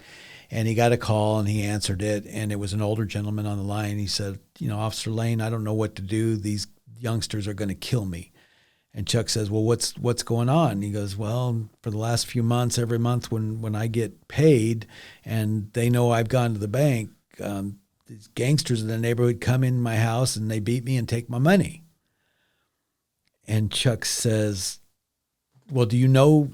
He goes, I don't know who they are. I just know they're the little gangsters from the neighborhood. Chuck says, well, I'm going to send a car out to take a report from you. And Chuck says, do you have any weapons in your house for defense? And he goes, oh, no, I don't own anything like that. I would have. Chuck goes, have you ever fired a gun? And he said, yeah, when I was younger. He said, I had an uncle that lived out of town, and we would go out to his house and we'd shoot on his property and stuff. And Chuck says, you ought to think about getting something to protect yourself. The guy was older. He was, say older now. He was in his late 60s. And Chuck said, there's a store down on Western Avenue. He says, go in there and take a look at it. He goes, what I would recommend is something like a shotgun. And they have shotguns that are almost like the shotguns we carry. Yeah. And he says, get yourself that, get familiar with it, take it out to a range, or if you've got someplace to go, out of the area that you can go practice and shoot, feel comfortable with it. He goes, it's not going to go through everything, but it's a good in-the-house defense weapon. He goes, because you're too old to be taking a beating every time you get money. And so the old guy thanked him. Chuck sent a unit out there to take a report from him. Couple months later, just by happenstance, Chuck's on the desk. Yeah. Answers the phone, and the man on the other end of the line says, Officer Lane? And Chuck says, yeah. He goes, I did what you told me. And Chuck says, what did I tell you? He goes, I got myself a shotgun. One of them's laying dead here now. He came over here to rob me. Wow. And Chuck goes, are you okay? And he goes, yeah. He goes, I said, was anybody else with him? And the old man said, no. And he goes, everyone else ran off. So, okay. He says, I'm going to send some units out to you. Because they're going to come down. They're going to set up a crime scene. Lay your shotgun down. Be ready for them to get there. Yeah. One of them is going to give you a ride back to the station. We'll have the detectives come in and talk to you. Yeah. Okay. He said, now, what happened? The guy, he came in. It was one of the guys that comes down here and beats me and robs me. And Chuck said, what were you thinking? He said, I was thinking he's going to kill me. At some point, it's going to be bad. Chuck goes, okay. So Chuck sent units out, set up a crime scene, brought the old man down to the station. Chuck bought him a cup of coffee and said, detectives are going to come in and talk to you. Yeah. You tell them exactly what happened. Yeah. And what you told me. Yeah. And when they're done, somebody will give you a ride back home and stuff like that. Yeah. And Chuck's parting side, you don't have to tell him I was the one that told you to get a shotgun. But it was just kind of Chuck, to give you an idea of the kind of guy Chuck was, we were working patrol one day, and we turned down a street, and we see a lady, and she's got what turned out to be her daughter in tow, and she's flagging us down. And Chuck pulls over, and I said, yes, ma'am. And she says, my son just hit my daughter. My daughter is 16 years old. My son, who's in his 20s, punched her in the face. And I could see that the little girl's face was swollen and starting to swell up, and she's crying. And the woman was a good-sized lady. Yeah. And she's holding something in her hand. It looks like a pole at first. What it turned out to be was the handle to a fishing rod, but like a fishing rod you would use in the ocean. Yeah. But anyway, I said, well, where'd he go? She goes, he ran down there and then he went south on the next street up. And I said, what's he wearing? And she stops, and I could tell right then she didn't know. And that's not unusual. And plus, your memory in a stress situation isn't always the best. But she goes, a white T-shirt and blue jeans. I said, okay, how tall is he? And she gave a description of him. And so Chuck and I take off, and we turn the corner, and about a block and a half down, we see one guy on the street, and he's wearing a dress shirt and slacks. So we're driving down towards him, and I'm looking, and there's an alley, and I look down the alley, and I don't see anybody down there, but there are a couple of open garage doors that I can see in the alley. We get down to him, and I said, excuse me, sir. I said, did you see a guy running down here in blue jeans and a white shirt? And this guy was good. He stopped, and I think he touched his chin and thoughtful. And he goes, no, officer, I didn't, but I just came out. I'm on my way to work. And I said, okay, thank you. And we did a U-turn, went back to the alley, and we're checking garages, and we're back in the alley. And I look out to the mouth of the alley, and that same guy is now walking the other way towards where the lady was with her daughter. Yeah. So I go, Chuck, that was him. And I take off running. And sure enough, as soon as I hit the alley, he takes off running. Wow. And we're running, and I run it, and he's running back towards his mom's house. And I catch up to him, and I tackle him. And I got his arms back. And I'm just as soon as I get the cuffs on him, I see that fishing pole hit him in the back. And then it comes up, and it hits me across the nose, breaks my nose, and splits my nose open. Yeah. And all I can hear is the lady say, I'm sorry, officer, get out of the way. So as you know, your grandparents did not raise a fool. I got out of the way. So I'm standing back, and she is beating this kid just unmercifully. And Chuck has driven up now. He brought the car. He's driven up. He already has a cigarette lit. Yeah. And he's standing next to the lady, and she's tapping her very gently, saying, ma'am, you have to stop. No, ma'am, you have to stop. I can't let you do that. And I'm, how face wounds bleed. Bleeding, yeah. I've got blood running down my face so bad that traffic is stopping. So she gets tired, and she hands Chuck the thing, and she is just apologizing to me because she did not intend to hit me. She intended to just hit the son. Yeah. So we go back to her house with everybody, and I sit down, and she's given me some tissue, and I've got the bleeding under control. Yeah. And I'm trying to get the story from the girl, and every time the girl starts to talk, the son starts cussing at her and telling her to shut up and this, that, and the other thing. And I look over at Chuck, and Chuck is still holding the fishing pole. And Chuck looks at the lady and says, ma'am, my partner and I are going to go out and have a cigarette. We'll be back in about 5 minutes. And he hands her the pole, and the kid goes, no, no, no. And Chuck goes, then you need to be quiet. So he shut up while I got the rest of the information for the report. And then we took him back to the station. I went over to the hospital. Yeah, your nose is broke. You've broken your nose before, haven't you? I said, yeah, you broke it again. Didn't have to have stitches though. Got Yeah. a little bit of a scar, but didn't have to have Well, stitches. and it's crazy to me because I think most people looking at this scenario are like, oh, that's awesome. That I'm not awesome that he hit his sister, but awesome that mama went to town, took care of business. But guaranteed somebody's gonna be like, well, I can't believe they allowed that to happen. I can't. Well, okay. Well, I'm watching my language. Yeah. Some people need their butt kicked. Yeah. More than they have had. Yeah. And he was one of those. I mean, he hit his little sister. He was a full-grown man. Yeah. She was 16. He punched her in the face. Yeah. And you're just letting mom bring some parental correction. No, we were trying to stop her. That's we right. Actively trying to. Ma'am. That was, that was one thing that in that neighborhood sometimes you would see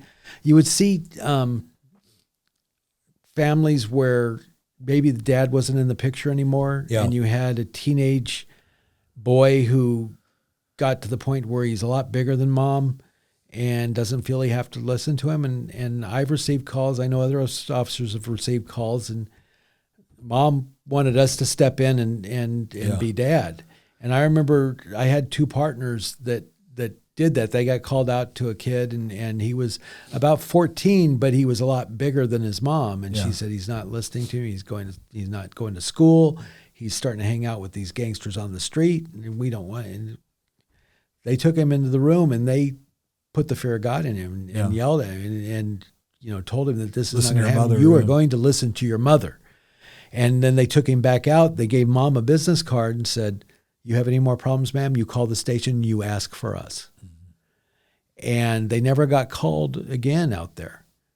But several years later, in the mail at the station, addressed to them was a graduation announcement. Really? And it was that kid. Huh. And they went and watched his high school graduation, and he came up to him and thanked him for coming, and his mom was there, and he said, you should know that day I was very seriously thinking about joining the gang. Yeah.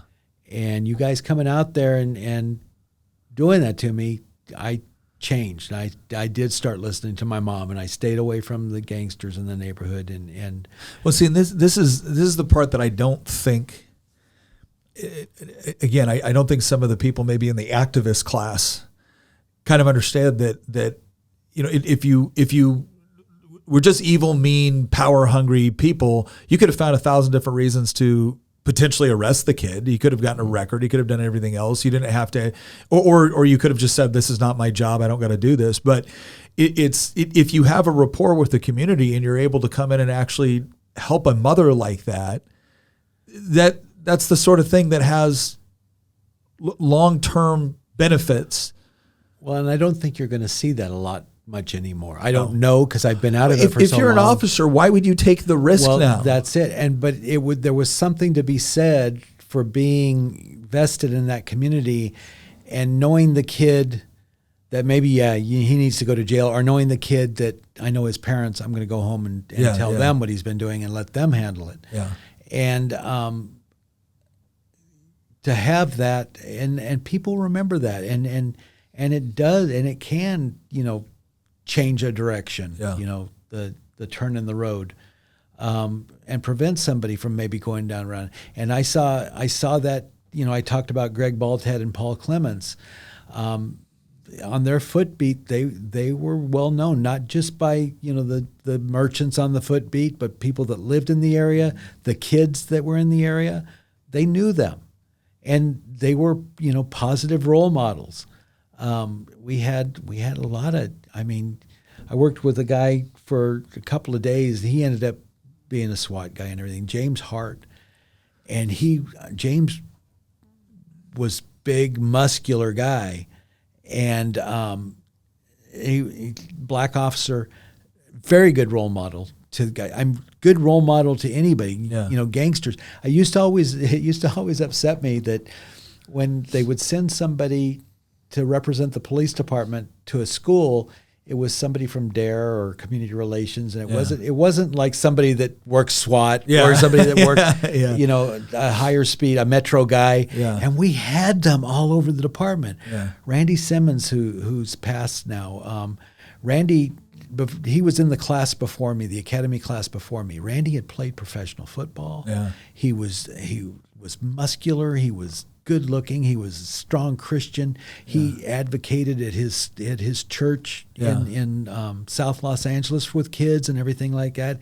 And he was the kind of guy that, somebody, especially a young man, is going to respect. A young man is going to respect and look at Randy and his life. And sadly, Randy was the first, not the first SWAT officer to die in the line of duty. We had one that passed in a training accident, but actually on an entry and going in, and Randy got shot and died.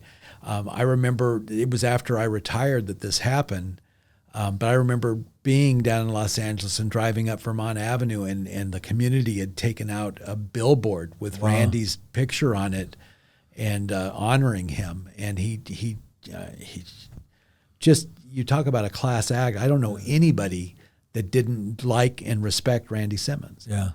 And, why didn't, even if it was just for a day, hey, look, Randy, we know you're SWAT. We know you're this, that, the other thing. You got training and you got missions to do, but would you mind going down and talking to a school? And Randy would have loved that because Randy did it on his own at his church. I think one of the biggest problems that we see, and you're seeing this more and more in the military now too, but you also see it within, go look at some of the tactics military branches are using to recruit now, or you're looking at something like this, where if you're going into an area where one of the biggest problems that you have is a bunch of teenage boys that are in danger of gang affiliation or something like that, the HR version of government organizations always wants to send in the social worker. Yeah. And I'm not saying there's not a role for that. The problem is that if you're trying to appeal to a young man that wants to feel strong and capable and, dangerous and all those things that young men do, you probably should send in the version of that is the good, noble version of it, because that's what's actually going to engender respect. Somebody that they would look at and aspire to be. Somebody that you look at, and you look at Randy or James. James Hart had probably 21-inch biceps. That's huge. Okay, it's massive. And the other thing that James constantly had was a smile on his face. Yeah. He was a very approachable guy, and he was very capable. Yeah. And with all that capability and all that ability, he didn't go out and bully people. Yeah. He let the person set the mood for the contact. If you were going to be a jerk, you were probably going to end up getting hurt. Yeah. But that's another thing too that I don't think people properly understand, is that when you're operating in an environment where it's maybe you and your partner, or you've got to call somebody in or whatever it is. Again, in the military, we rolled heavy to just about everything, right? We didn't for the nature of the combat I was in, but it's if you don't. I don't think, because most people don't have occupations or live in areas where violence is a regular occurrence, I don't think they understand how necessary it is for the good guys to be able to intimidate the bad guys. And again, it's difficult to intimidate somebody if they don't know that you not only have the capability and the capacity, or you just have the capacity for violence, you have the capability, you will win the fight. Yeah.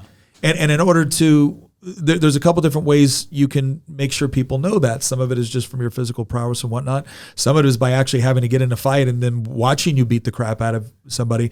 But they have to at least believe it's a very strong possibility.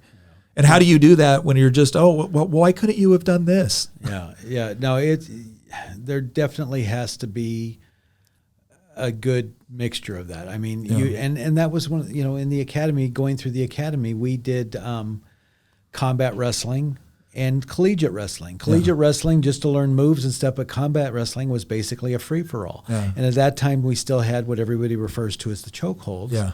And that was the goal of combat wrestling. You were going to choke out your classmate. But I mean, it was a free one. We punched each other. We wrestled. We kicked. We threw. Yeah. And you learned that in a controlled situation. Nobody was going to let somebody beat you to death. But at the same time, you had to have that capability. And like I said, I grew up. I got in fights, but I was by no means a tough guy in school, or I wasn't a good athlete.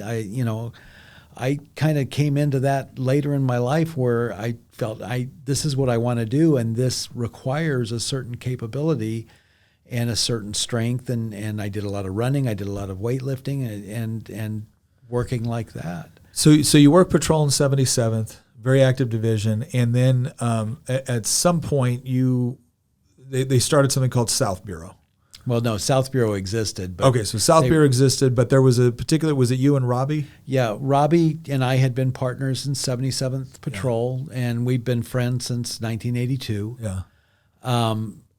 And Robbie went to another division, Wilshire Division, and while he was up there, he was working a vice unit, and he started doing civil abatements on problem locations. So what does that mean? Well, it's basically if you had a location where you were having a lot of crime problems, and officers were spending a lot of time there taking crime reports, making arrests there. When you say a location, we talking like a house, a neighborhood? Could be a house, could be an apartment building. Okay. There's a lot of abatements done on motels for like if they have a prostitution problem, because a lot of problems come along with that as far as violent crimes. Yeah. But it was basically it was ongoing. No matter how many arrests you made out of there, the criminal aspect was not handling it. So you could arrest people all day long, but somebody else would just come in and take their place. So you guys were focused on civil abatements. Okay. and looking at working with property owners, and a lot of times property owners just felt like, I can't go down there. They're going to threaten my life, and so it would go into disrepair. And the worse it got in disrepair, the worse the problem got. Yeah. So you have a lot of people on the outside and activists going, "Oh, an evil slumlord." It's like, well, no, this poor old man always. is. Yeah. Well, one of the first ones we did. Well, anyway, Robbie had a lot of success up there, and he actually started working with the city attorneys that did abatements, and his captain was a man named Kurt Kurtzinger, and he promoted to commander, and he was sent down to South Bureau. And he called Robbie, and he goes, "You know what you were doing with abatements in Wilshire?" He goes, "How would you like to do that on a bureau-wide basis? Do it in the 4th South Bureau divisions and work on some of our problem narcotics locations." And Robbie goes, "Well, yeah." He goes, "I wouldn't mind doing that." He goes, "Okay, what would you need?" And Robbie said, "I'd like a take-home car. I'd like to be able to be on call 24 hours a day, and I want a partner." And Kurt said, "Well, who do you want for a partner?" And Robbie goes, "Well, there's a P2, policeman 2 at 77th. We're good friends. That's who I would want to work with." And it was me. And Kurt says, "Okay, let me talk to the deputy chief." And they worked it out, and they loaned me up to South Bureau. Robbie came in to South Bureau. I think they had him assigned to Southwest Division, but he was on loan to South Bureau, and we started this abatement unit. Abatements had historically been used for vice-related prostitution and things like that, not on narcotics. You're basically collecting information on a location. If you have a property owner that's not going along with the program, you take them into civil court and you basically sue them, and you can put an injunction on their property. Gotcha. That injunction will stay on the property. If they try to sell it, the injunction goes with the property. So most property owners don't want that, and they do everything they can to help you solve a problem. So the guys that work the civil abatement out of the city attorney's office, they had been used to dealing with our administrative vice unit, who was only doing prostitution locations. They had functional supervision over every abatement in the city, but they were only pushing them on vice units. The city attorney's office saw that this could be used for, bad narcotics locations where, you were getting murders, you were getting all kinds of things that were happening, but nobody was doing that. So when we started, they were real happy, but we were also fighting against administrative vice because they had built their own little empire there. Yeah. And so it was funny. We had a rapport with the city attorneys. So when we built up a case, and we would go out and meet with the community members that lived around a problem location, we would get affidavits from the citizens talking about how it was affecting their quality of life. Yeah. And we would collect all this information. We'd make arrests at the locations, and then we'd take all this to the city attorney. And we showed him the city attorney, and we said, "Is this what you're looking for? This is great. This is exactly what we're looking for." And they would help us write up the reports that they needed to file the civil injunction if it got that far. Most of them, because of the way we worked, and we would come in 24 hours a day, and we told the officers from the different divisions, give us your locations that you're having problems with, that you would like to see us work on. Yeah. And then we told them, you'll see us during the days, you'll see us at night. If off hours you have problems there, call us. We will respond from home. And we did that. That had to be tough. It was. The toughest thing, though, was when you come into something like that, guys are thinking, oh, you're just trying to build your own little empire, Yeah. But once they saw that we were serious and that when they called us, we would respond, and then we would talk to them about different arrests that they made, and we would follow up on arrests made at the location that we weren't involved in, and we would go back to those officers and talk to them. And did you guys find that? Did you guys find this worked? Like you could focus on a particular, so instead of having to answer several calls a day in several different locations and whatnot, you got to focus on particular problem areas. And did you guys find that actually produced long-term results? Yes. In the first year that we worked, we closed more abatements in South Bureau where the problem was eradicated than abatements that were done citywide. Really? That administrative vice had functional supervision over. So when you say close an abatement, you mean that the problem self-abated. So the property owner did everything that we recommended to them, and then we went in and basically hit the people that were causing the problems there and got them arrested and got them out. And then we would still collect the information from the citizens, because the most important thing when you're working on a problem in a neighborhood is not come in and, well, here's what I think your neighborhood should do. It's go to talk to the people in the neighborhood and say, what. So did you guys measure success? I mean, obviously there's criminal convictions, there's things like that. But was part of that measuring the success, the community coming back and being like, yep. You took care of the problem. Yeah.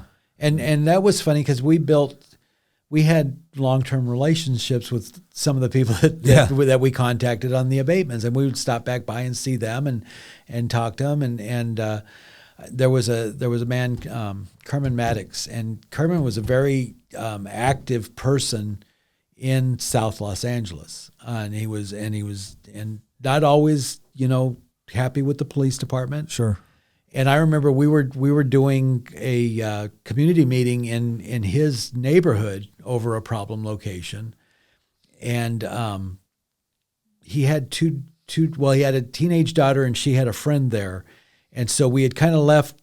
We were there, but we were leaving the people to fill out their affidavits, and his daughter said, "Can we talk to you?" And we said, "Sure." And we stepped out on the sidewalk, and she wanted to ask us, about the perception of the police and black people, and how come you guys stop, people for just being black? And I had a handheld radio there, and while we're talking, I turned up the volume so she could hear some of the calls that were coming out.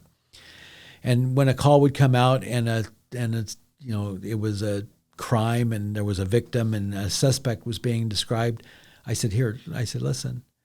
And then, we'd go on talking for a little bit. And I said, there's perception and there's reality. Mm-hmm. And we'd go on a little bit longer, and, another call would come out, and I'd have her listen to the description. And I said, in this community, and I said, your neighborhood, what are the suspects being described? And she said, well, male black or a female black. And I said, if I take you out to a different community where everybody's white and we listen to the radio, those descriptions are going to be a male white, female white. Mm-hmm. The victim's going to be a female white or a male white. I said the perception is those descriptions and stuff are probable cause. We should be out there looking for the people who are victimizing other people. And if all we have is a car description and you're in a car that matches that description, we may stop you and investigate. And if you weren't involved in that, you're going to be let go. I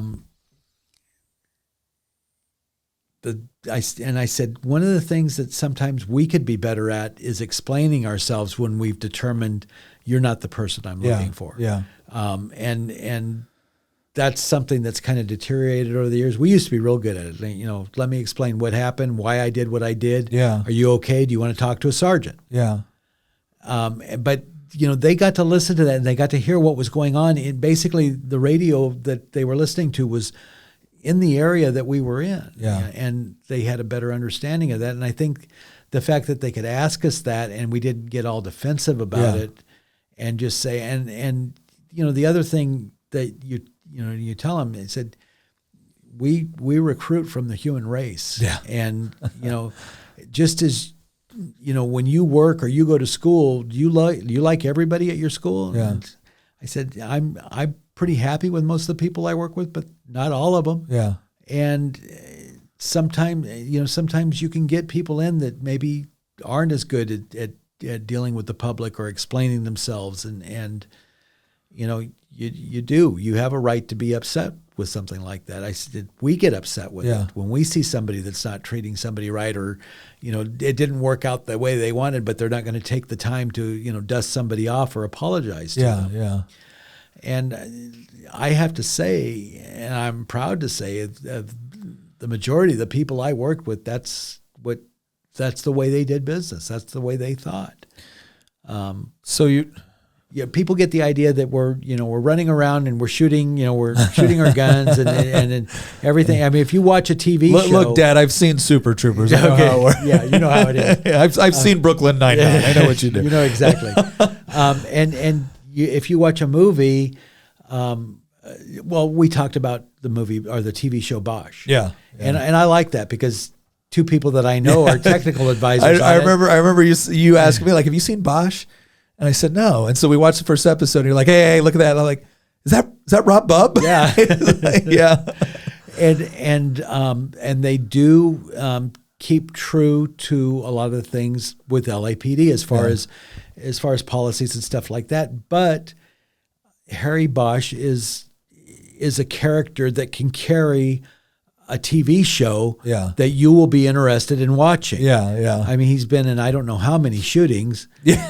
The majority of cops go their entire career and never got in a shooting. Yeah. I have one shooting, and it was of a dog that was attacking us. But I'm blessed that while I had to pull my gun a lot, it probably saved a lot of people's lives. Yeah. I didn't have to take it. And the shootings that I know about or was around, it was the last resort. Yeah, it was the last. Well, and I want to talk to that because I want to transition into your time as a detective. And I know that started off, so you and Robbie were doing the South Bureau, the abatement, and then I think you guys both got we pulled into, like, on loan to do detective work. Yeah. Was that also in South Bureau? That was at South Bureau Homicide. So the whole, and so just so to kind of give the audience an idea, again, in colloquial terms, you're watching TV, they talk about South Central Los Angeles, but literally what we're talking about is the southern portion of Los Angeles with, Newton Division. They call it Shooting Newton, Well, Newton wasn't in South Bureau. Okay. It was in Central Bureau. We always thought it should be in South Bureau because we had more crossovers with Newton than we did down in the harbor. So you had 77th Street, you had Southwest, Southeast, and Harbor Division. That was South Bureau. And so the idea of housing a unit under South Bureau instead of a division was it jurisdiction or information sharing? It was largely information sharing. Okay. We had a lot of crossover murders because while we work in divisions, criminals don't. they don't. So, whoa there, Sparky. Yeah. You better pull that drive-by back a couple blocks. We're gangsters from Southwest. We're going into 77th area. Yeah. We don't, and so there was. We figured it would be. Well, they figured. I didn't figure into it, but they figured that it would be more effective because if you had all the homicide detectives working at one unit, you drew on the expertise from the different divisions, but you also, if you had, a suspect from Southwest committing a murder in 77, you didn't lose that. So that makes sense. But why were they bringing in? So this time you're a P2. I was a P2. So why were they bringing in P2s to essentially do detective work? They weren't. What happened with us? They had police officers working homicide who were detective trainees that were P3s, which was the senior officer, the training officer level. You could actually take an interview for a detective trainee spot, but Robbie and I had some successes doing our investigations and abatement, and our commander at the time was trying to get South Bureau Homicide, just because of the volume of cases that they were taking, to start a cold case squad, to start an unsolved unit. And he asked us, would you guys want to go work homicide? And working homicide, and he said, I'm trying to get the lieutenant over at South Bureau Homicide to start a cold case, because there's a lot of cases that if they just had the time to follow up some clues they wanted to follow up, they'd have a lot more clearances and solve more cases. So it was the idea, because I guess there's a couple different ways to think about that. It was the idea that they were going to take, was it a priority list thing where now they've got officers that are maybe going to be detective trainees or eventually be detectives? What was the? They wanted guys that had some investigative experience to work with detectives. They were going to put some detectives in the unit as well, and basically to increase their manpower to go out and follow up on these cold cases or unsolved cases. And the way you would start that is you would go to the original detectives handling it and said, if you had more time, what did you want to do? Yeah. And there's a certain, what's the criteria for them telling a team of detectives, hey, there's too much other stuff to do, or there's higher priority or whatever. I hate to say higher priority, because I understand to the family or the victims, that is the highest priority. Yeah. But when we're talking about resource allocation, there are certain cases which have a higher degree of probability of being able to be solved versus other ones. Oh, sure. So what was the rationale they would use to tell detectives, hey, look, we got to move this off your plate and into this category? And they would ask the detectives, because what was happening, they were catching so many cases so quickly. Yeah. And you do your initial crime report. Yeah. And then a lot of everything else is notes, taking statements, doing follow-ups, requesting tests, all that kind of thing. That's basically followed in your murder book in a chronological record. And then you have different sections where you'll put, evidence reports in and stuff like that, witness statements. Well, and as you're working that, if you haven't solved your case in the first 60 days, you have a 60-day report that's due. That is everything that's going on in your case and everything you would like to see done. Yeah. And basically the criteria for giving a case over to unsolved is asking the detectives themselves, do you have any cases that you think would be good for unsolved to work? Yeah. And the detectives would say, hate to give it up, but I've just got 3 more cases since I got this one. If they could work this one, and you this is something you told me, and I remember watching Bosch, and they had this little sheet on the desk on I think it was on Bosch's desk, or it was pinned up there, and it said something like go knock doors or something like that, because again, I think people have the idea that, oh, well, you guys just show up to the scene, you bag stuff up, you hand it off to DNA, and they come back and tell you who your murderer is. And then you got to remember, at the time I went to South Bureau Homicide in 1989, our lab did not have DNA capabilities. Yeah. We were having to ship any DNA evidence off to a lab that was back east called Cellmark, and a lot of other agencies were using the same lab, and you were constantly getting reprioritized, and your case would get moved back. And so you had cases move like years, right? Oh yeah. I'm literally talking years. And we talked about one case where we had good information on who the suspect was, and we had done a search warrant on him and got the DNA to send back for comparison. but the DA was not going to file the case until we had that DNA back. And so he went. How many years was it? I had retired and moved up. JC had retired. So the case went down in 93. Oh, gosh. And I got called back to go testify in court around 2005, 2004.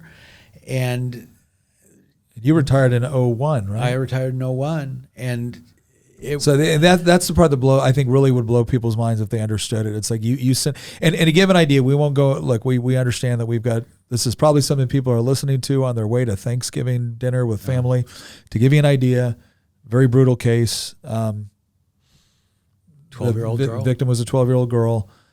You can just imagine what was involved in that, but that was, and you guys submitted all the stuff for the DNA in 2007. We had two suspects. In 90. Well, yeah. We submitted in 93. Yeah. Yeah, so this idea that it all goes to the lab and you call up your buddy and ask him to put a rush on it and they get it back to you in 48 hours is especially at least at that time. Absolutely. It's better now because our lab has the capability. Yeah. But at that time, and we were, like I said, we were up against a lot of other departments using the same lab. So what was an example of an unsolved case that you were handling at that point? It was before you'd actually become a detective. What's an example of an unsolved case that really stuck out to you? Oh gosh, we picked up a case and talked to the detectives, and I had known both of the detectives because they were from 77th Street when the homicide was there, and both outstanding detectives. And they had a case, and their only eyewitness was a woman in her apartment looking out her peephole in her door. Yeah. And she had heard some guys arguing, and she looked out, and there were three guys, and there was a car there, and it was a very nice car. It had premium wheels on it, and it was tinted out, and it was just a good-looking car. Out, yeah. And these guys are all back, and they can hear, she can hear loud voices. She can't hear what they're saying. And then all of a sudden, there's a like a wrestling match, and then she hears a gunshot, and one guy runs across the streets on Florence Avenue between Crenshaw and I can't think of the other street. It's okay, I'm not going to go and check you. Yeah, okay. But he runs across the street, and then the other two guys get in the car, flip a U-turn, and take off. So she calls, police come out, the shots fired. They see evidence in front of her apartment of a struggle. There was some property left there. A watch was broken and left there. And then they follow a blood trail that goes across the street, up a hill, behind some apartments, and they find a dead body at the back. Yeah. It's been shot. No gun on him, no gun on the trail that they followed. And the two suspects left in a very well-described car. Yeah. So, I talked to the two detectives, and they had put out information looking for two males in this kind of car. They even got a call. Inglewood PD had stopped a similar car, two males in it, and they went over to interview the two males. No arrest record. They said, no, we don't know anything about it. And yeah, that's my car. But, they said, no, we don't have any information about it. So, they determined that they probably weren't involved and let them go. And so I asked one of the detectives, Don, I said, Don, he says that watch. And I said, yeah. He goes, it's got a serial number on it. I never ran it. I said, okay, well, we'll start there. So, most of the time when you run property numbers, it comes back no record on file. Yeah. This watch had been pawned, and it had been pawned at a pawn shop, one of the big pawn shops up on Adams Boulevard. So my partner, Leon Mims, taught me a lot about talking to people and just doing investigation. He's a great guy. We go up to the pawn shop, talk to the owner, we said, this is the name of the person, and it was a woman who pawned it. And he said, oh, I know exactly who pawned it. It's actually a man, but the woman is his girlfriend. He doesn't have an ID, and I require an ID, so she comes in with him. But she goes, everything he pawns, he always comes back and gets. And I said, really? She goes, yeah. He goes, he thinks it's an investment. And I said, well, you charge a fee for the pawn. He goes, yeah. He doesn't understand how interest works. Yeah, he goes, I've actually explained that to him, but Yeah. it always happens. And he did come back and get this watch. And so they gave us the information of the girlfriend. We went down. She lived in an apartment down in 77th. And we said, we're looking for so-and-so. And are you still, together? She goes, yeah. And I said, we need to ask him about some item of jewelry that he pawned. And she goes, okay. Well, she goes, he's not home, but she goes, tonight at 6:00. And she pointed across the street out her window. He'll be at that it was a donut shop, cops and donuts. Okay. Okay, well, no matter how long it takes, we'll wait there for him. So he'll be at this donut shop at about 6:00. So sure enough, he drives in a described car, goes in, sits down. Leon and I go in there and say, he knows we're cops. We're in suits, but he knows we're cops. We get him up, I search him, we cuff him, we take him outside and put him in a car, and we start driving back to the office.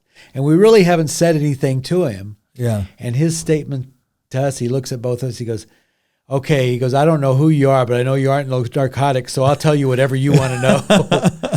Well, what he did was he would take jewelry in and he would loan out money to people. Yeah.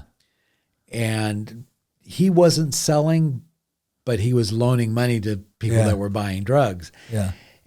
But he always went back and got the jewelry. And so we take him down and we told him that we wanted to talk to him about, some jewelry that he had pawned. And he said, well, what? And I said a particular kind of watch. And he said, well, I had two of those. He said, one had a white face on the face of the watch and one had a black face. Which one are you talking about? I said, well, tell me about both of them.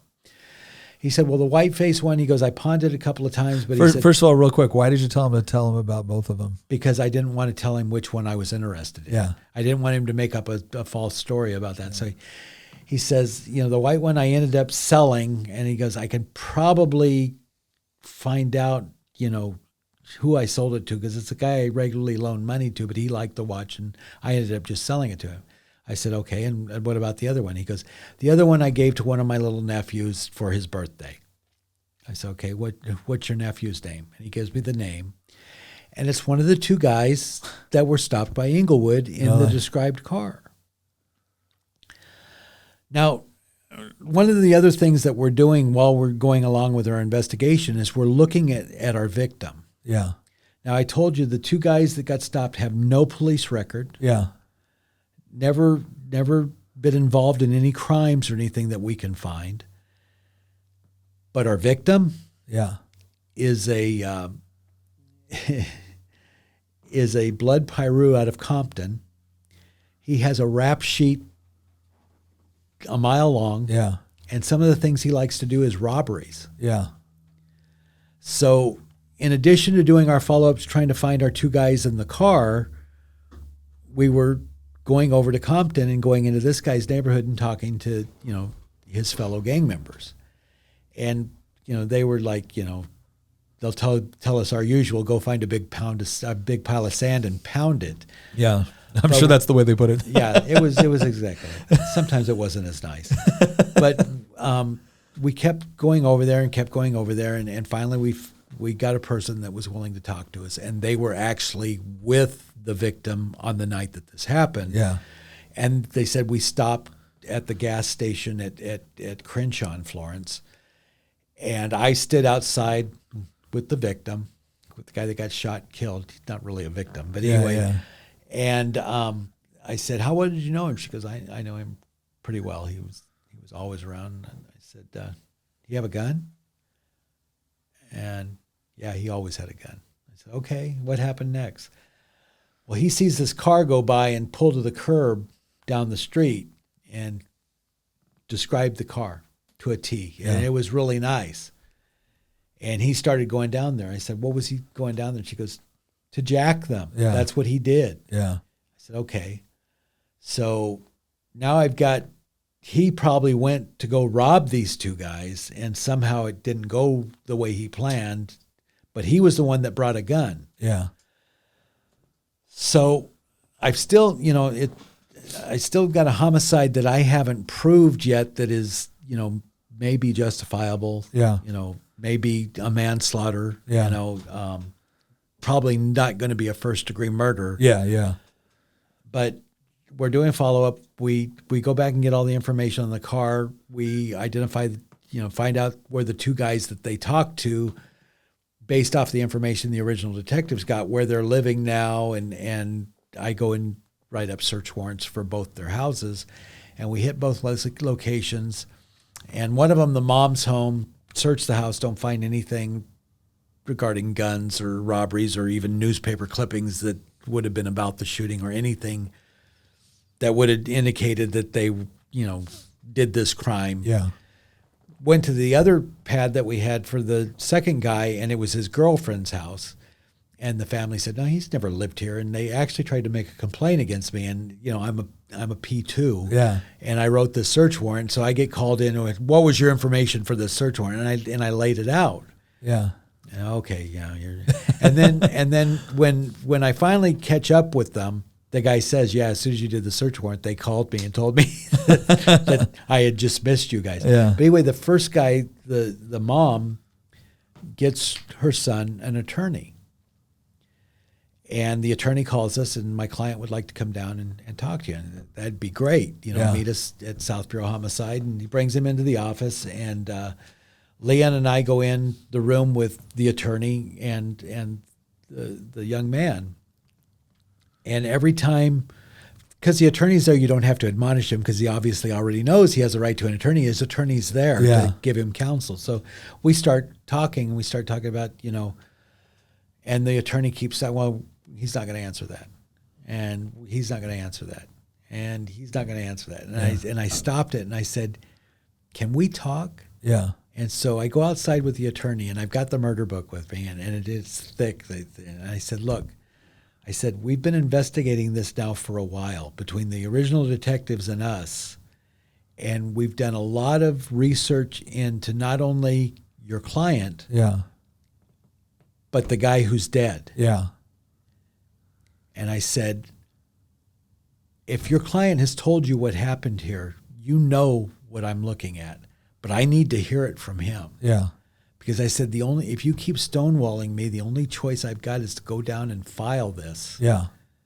And I don't want to arrest your client because if he doesn't need to be arrested, I don't want to put a murder case on somebody. Yeah.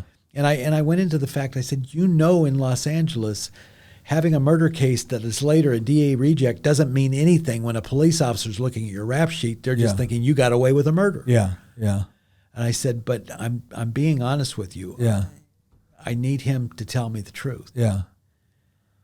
And he looked at me and he sized me up for a few minutes, and he said, all right, let's go back in. And we sat down, and he told the kid, he says, tell him what happened. Tell him everything.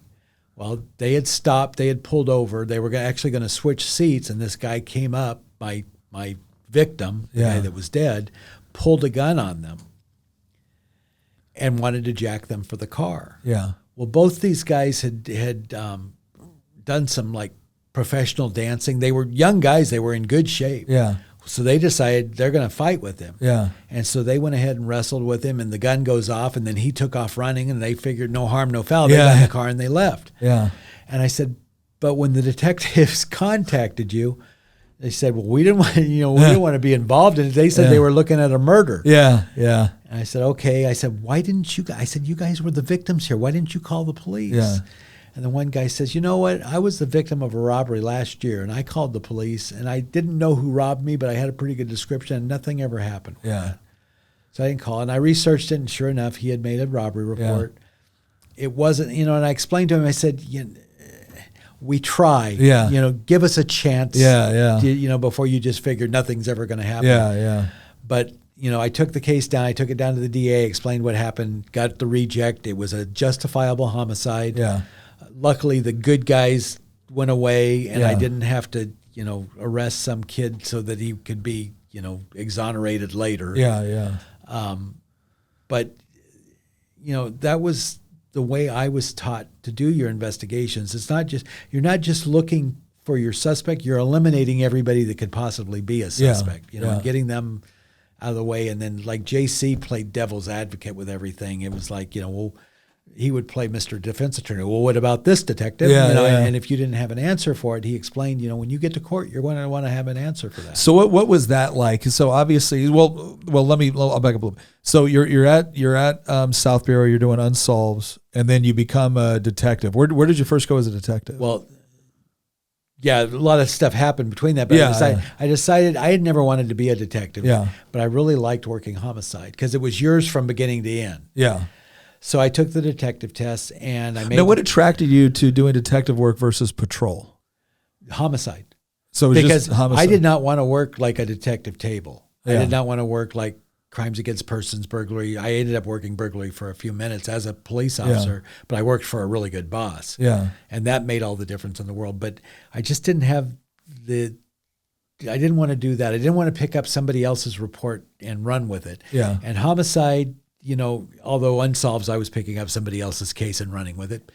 But homicide, when you work fresh cases, you get called out to the crime scene, and it's yours from beginning to end. What you can make of it is yours, and it does. I mean, you work as a team, and you're constantly bouncing stuff off of the other guys, so you don't get tunnel vision on something. Yeah. But it's yours from beginning to end, and you have ownership of it, and you really. You get attached to the victim's family. At least if you're doing the job right, you do. Yeah. And you're advocating for them. Leon Mims, the guy I told you that I first worked on Solves with, Leon tells me, your job is, and he was a detective and I was a P2, and he says, your job is to step into the shoes of that victim and tell the family and court what happened to him. Uh-huh. And he said, that's your job. And you want to be the kind of detective that you can look at anybody and say, God forbid, if something were to happen to a family member of yours, I'm the guy you would want investigating it. And that's the way Leon approached everything. We were assigned 6 unsolved cases it was a little less than a year that we worked together, and we made arrests on all 6 of them. Wow. And that was, and he just taught me a lot about talking to people and getting the quote that you were talking about from Bosch, get off your ass and knock on doors. Yeah, That's how you solve cases. Yeah. And that's what a lot of it was. I was cleaning out my closet here about a year ago, and I had like 5 different pairs of dress shoes, and I turned them all over, and they all had holes at the bottom. Yeah. And it was from going out and going through and talking to people, and not everyone's going to want to talk to you because there's a perception if I talk to you, I'm going to have to go to court, and then if it's a gang killing, they're going to kill me, and so you've got to be persistent, and you've got to be consistent, and if people give you information and you can go and corroborate that information, that's what your job is. So you decided you wanted to be a detective, and specifically homicide. Yeah. So where was when did you make detective? Made detective in January of '94, right in the middle of the earthquake, the Northridge earthquake. Yeah. And when you make detective, you have to leave wherever you're assigned. Well, on paper I was assigned to 77th, but I was on loan to South Bureau Homicide, and I knew I wasn't going to get to stay at South Bureau Homicide. So turns out when they promoted me, they transferred me to Rampart, but I was going to Rampart robbery unit. Okay. And so I got there. Now, wait, real quick, what's because again, if you're outside looking in, you're saying, wait a second, you've worked this area your whole life. You know this area. You know the people. They know you, the whole deal. What is the point of moving you out of the area you know? I had the same question. Those decisions are made at a much higher level. I know that the department looked at you. I can't think of the word that they use, but enhancing your career. And the way you enhance your career is you work around different places. Yeah. And like I was on paper, I was at 77th for 13 years. Mm-hmm. And so they came out with a thing that, if you've got somebody that's been in your division for 5 years, maybe bring them in. Captains bring you in and talk to you about, would you like to go someplace else? Could I help you go someplace else? Yeah. And I remember going in and talking to the captain and saying, am I doing a bad job? Oh, no, John, we're just talking about career development. Yeah. Career development, making yourself a more valuable asset to the department by learning different areas.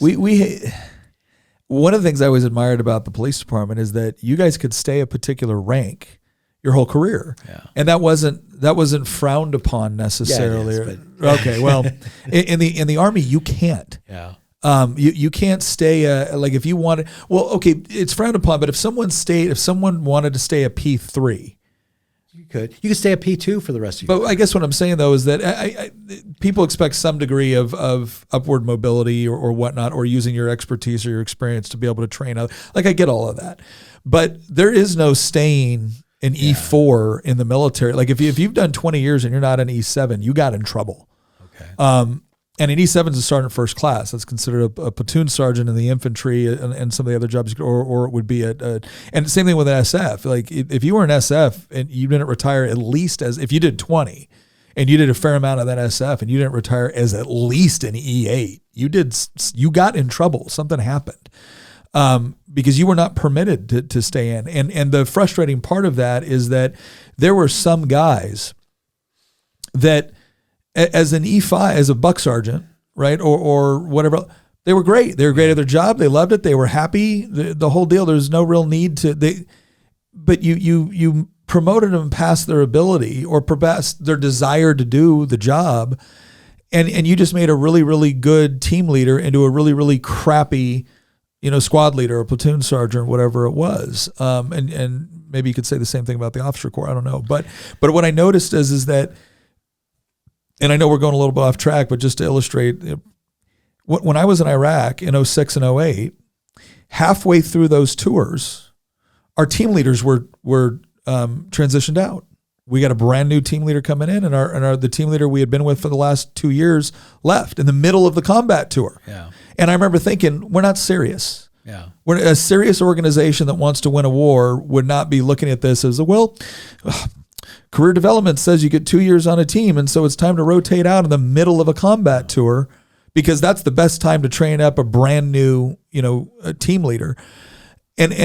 So anyways, I'm going on this rant just to say that I always felt like that police departments actually did a better job than we did about allowing people to stay in an area. If they do, it's you've got to understand that these decisions are usually made by people that were upwardly mobile from the get-go. Yeah. They didn't spend a lot of time in patrol learning the actual police function. They maybe didn't spend a lot of time at the sergeant level. Mm-hmm. They went up and they're thinking, it's like somebody that looks at you're in politics. Mm-hmm. Somebody that's in Washington D.C. that thinks that they know the best thing for Iowa. Mm-hmm. Yeah. Okay, and they're going to project that onto you, and that's kind of what you saw. Now, Kurt Singer, the commander I worked for, he was completely different. He, to give two police officers their head and say, what needs to be done, people in these divisions, go out and do it. Yeah. You didn't see that a lot. In fact, when we first started, because we were assigned out of a bureau office, there were sergeants up there that were upset because we were going out and making arrests. Mm-hmm. They're arresting people. Kurt says, yeah, I know. And it got so bad, I actually went into Kurt's office one day. I was mad. I said, one more person says something about us arresting somebody, we're cops. Why were they getting mad at you arresting people? Because that was a bureau unit. They were all administrators. They didn't do things like that. Got it. And, it was things like that were just, that mentality. Now, one of the people that did that was a really good sergeant. Well, can I say this though? I understand if somebody wants to move up the chain and they want to be, and they're commanding multiple units within their division. They've got robbery, they've got homicide, they've got vice.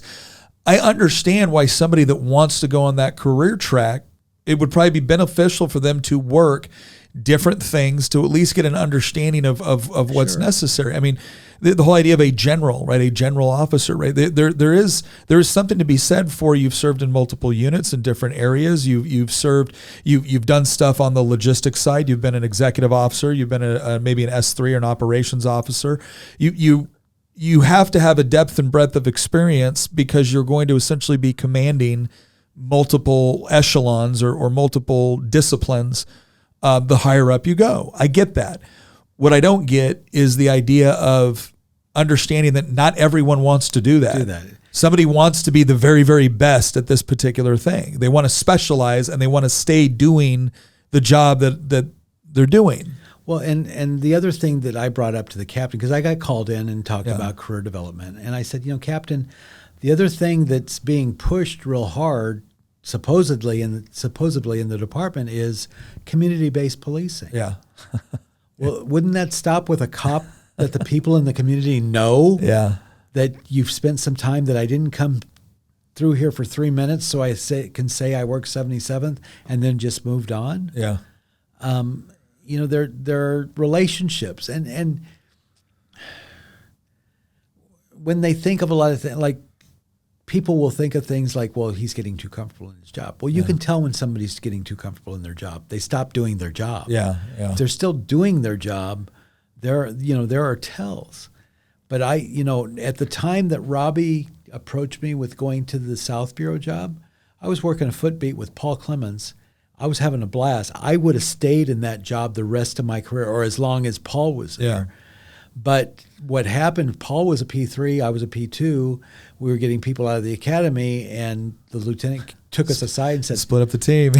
Not split us up, but I was going to be third man on the car because Paul was going to have to train somebody. Yeah. And then that just meant I was going to get bumped around to other partners and get basically, flavor of the day. Yeah. And so Robbie approached me with that job, and I love Robbie like a brother, but that was a big factor in me deciding to go ahead and take that job, was because I wasn't going to be with Paul, and Robbie knew that too. Robbie knew, Well, let me ask you. So you get assigned to Rampart as a detective. What was the difference between? So again, we're leaving 77 Division, we're leaving South Bureau. What was different about Rampart? Well, Rampart's in a different bureau. It's in Central Bureau. It's just west of downtown. People that are familiar with MacArthur Park, that's a big thing in Rampart. Dodger Stadium used to be close to it. So it's west of downtown. It's a very small division. It's smaller than 77th. I think it was 7 square miles. A lot of gangs. The demographic of the division is largely Hispanic, and it's gone through changes over the years. It was largely Mexican Hispanic, and then do you know what the Marielitos were? In the late 70s, the influx of people trying to get out of Cuba were coming up through Florida, and I think it was President Carter who said, let's make this easier for them. And Fidel Castro said, oh, you want some Cubans? And emptied out his prisons. And I've seen Scarface. Okay. And so we had an influx of Cubans, but a large concentration of Marielitos. And we actually had little books, because they tattooed the inside of the lip of their suspects with a code of what their crime was in Cuba. And so we had a book of the different codes and what they were finding, especially in Rampart. I wasn't working Rampart Patrol then, but I had classmates that were and friends that were, that they were arresting these guys and then looking at their lip and sex with a minor. Oh, wow. And that's what he was doing up here too. And so and a lot of their prison criminals were very violent. And so you even saw, some movement of Mexican people moving out of the area. We still had Hispanic Mexican gangs. Then El Salvadorians and MS-13 in particular. I remember the first time. I remember when I think you were driving me up north, and I was asking you about cases and stuff that you work, and I remember you telling me at that point, before MS-13 was kind of like a household, nationwide and now worldwide. Oh yeah, one of the largest concentrations is I think up around Alexandria area here in Virginia. And but I remember you telling me at that point that these El Salvadorian gangs were starting to move in, and they were brutal, very violent. Well, I don't know if I did a brief stint at Hollywood Patrol. And during that time, one day I was working a U-boat, which is just basically a report car. It's a one-man car, it's a report car. And I get called over to Cedars-Sinai for a stabbing victim. Yeah. And I get over there, and this young man, he's 16 years old, and he says, I go to Hollywood High. I was walking home, and this kid comes in. He goes, and he was a kid, comes up to me, and he says, MS. And I said, what? And he stabbed me. And he's going to survive the stabbing. It was non-life threatening, but he got stabbed. Yeah. And I said, well, what'd the kid look like? And he goes, maybe 12 or 13 years old, and male Hispanic, and gave a physical description. I said, did you notice any tattoos or anything? I said, what's MS? He goes, I don't know. Yeah. He said, I had the same question. And at that time I had no idea. And this was in 1986. So I get back to the station, I'm doing my reports, and I call over to West Bureau Crash. And I said, hey, this is Freitas. And just so everyone knows, Crash, again, is the anti-gang unit. Was the anti-gang unit. And I said, this is Freitas over at Hollywood. I took a report today. A young man got stabbed, and he said the suspect said MS. Do you guys know of any gang to that? And she goes, oh, yeah. She goes, I've got a guy that's working it. So officer gets on, and he says, yeah, it's MS-13, and it stands for Mara Salvatrucha. And then he told me what that meant, and I'm sorry, I can't remember what the translation of it is. And he says, I'm starting to build, a file on them. There's a few in Hollywood. There's a few down in Rampart Division. But he said, I'm starting to build a file on them. And he said, send me a copy of your report. Give me your description, and I'll see if I go through if I've got anybody that matches this. And I said, okay. So I made a copy of my report once it was approved, and I sent it over to West Bureau Crash. And a couple days later, I see some crash officers in the detective unit back there, and the guy that was one of the detectives that was working Hollywood Crimes Against Persons, which would handle the stabbing, he says, oh, that report you took the other day, they got the guy. I said, really? And I said, what's he say? He goes, he admits to it. And I'm looking through the glass at and it's a 13-year-old kid. I mean, it's a little kid. And I said, he'd already confessed, waived his rights, everything, confessed to the stabbing. And I said, can I go in and talk to him? And they said, yeah, go ahead. So I said, I introduced myself to him, and I said I was the officer that took this report. And I said, do you mind me asking some questions? And he goes, I don't care. I said, why did you stab this guy? He goes, he disrespected my gang. I said, he didn't know what your gang was. He said he should have. And he said, I said MS, and he said, what? And I said, and you stabbed him? And he goes, yeah. I said, what were you trying to do? He said, I was trying to kill the fool. He didn't know my gang. And I said, how long have you been in the United States? And I think it was like 6 months, less than 6 months, right around that time. And I said, when you were in El Salvador, were you involved in any of the fighting down there? He said, yeah, we all were. Because there was a war going on. Yeah, there was a war going on. And I said, have you ever killed anybody? He said, yeah. And remember, I'm talking to a 12, 13-year-old kid. I said, how many people have you killed? And he said, and he thought for a second, he goes, people that I know, like face to face, that I killed, or like if I threw a grenade or something into a group. And I said, people that you killed. And he thought, 12? And it just, he did not care about it. And unfortunately, that is a mentality that you see a lot with some gang members. Yeah. That, you'll talk about you hit an innocent person. I don't care. They shouldn't live there. I was in my enemy's neighborhood. They shouldn't live there. Yeah. But I went to Rampart as a detective worked robbery for 6 months. I had MacArthur Park. Yeah. I was getting 35 to 40 new robbery cases a month. Oh my gosh. Yeah. And if you own a liquor store or a convenience mart, invest in good cameras. All right, we're going to go ahead and close it down there with part one. Part two, my dad will be talking about being a detective and specifically a homicide detective with the LAPD. That episode will be airing Thanksgiving Day, so you'll be able to listen to it then or be able to listen to it on your ride home. The one thing I do want to make sure that everyone is aware of, because I know that, again, some people will be traveling with family.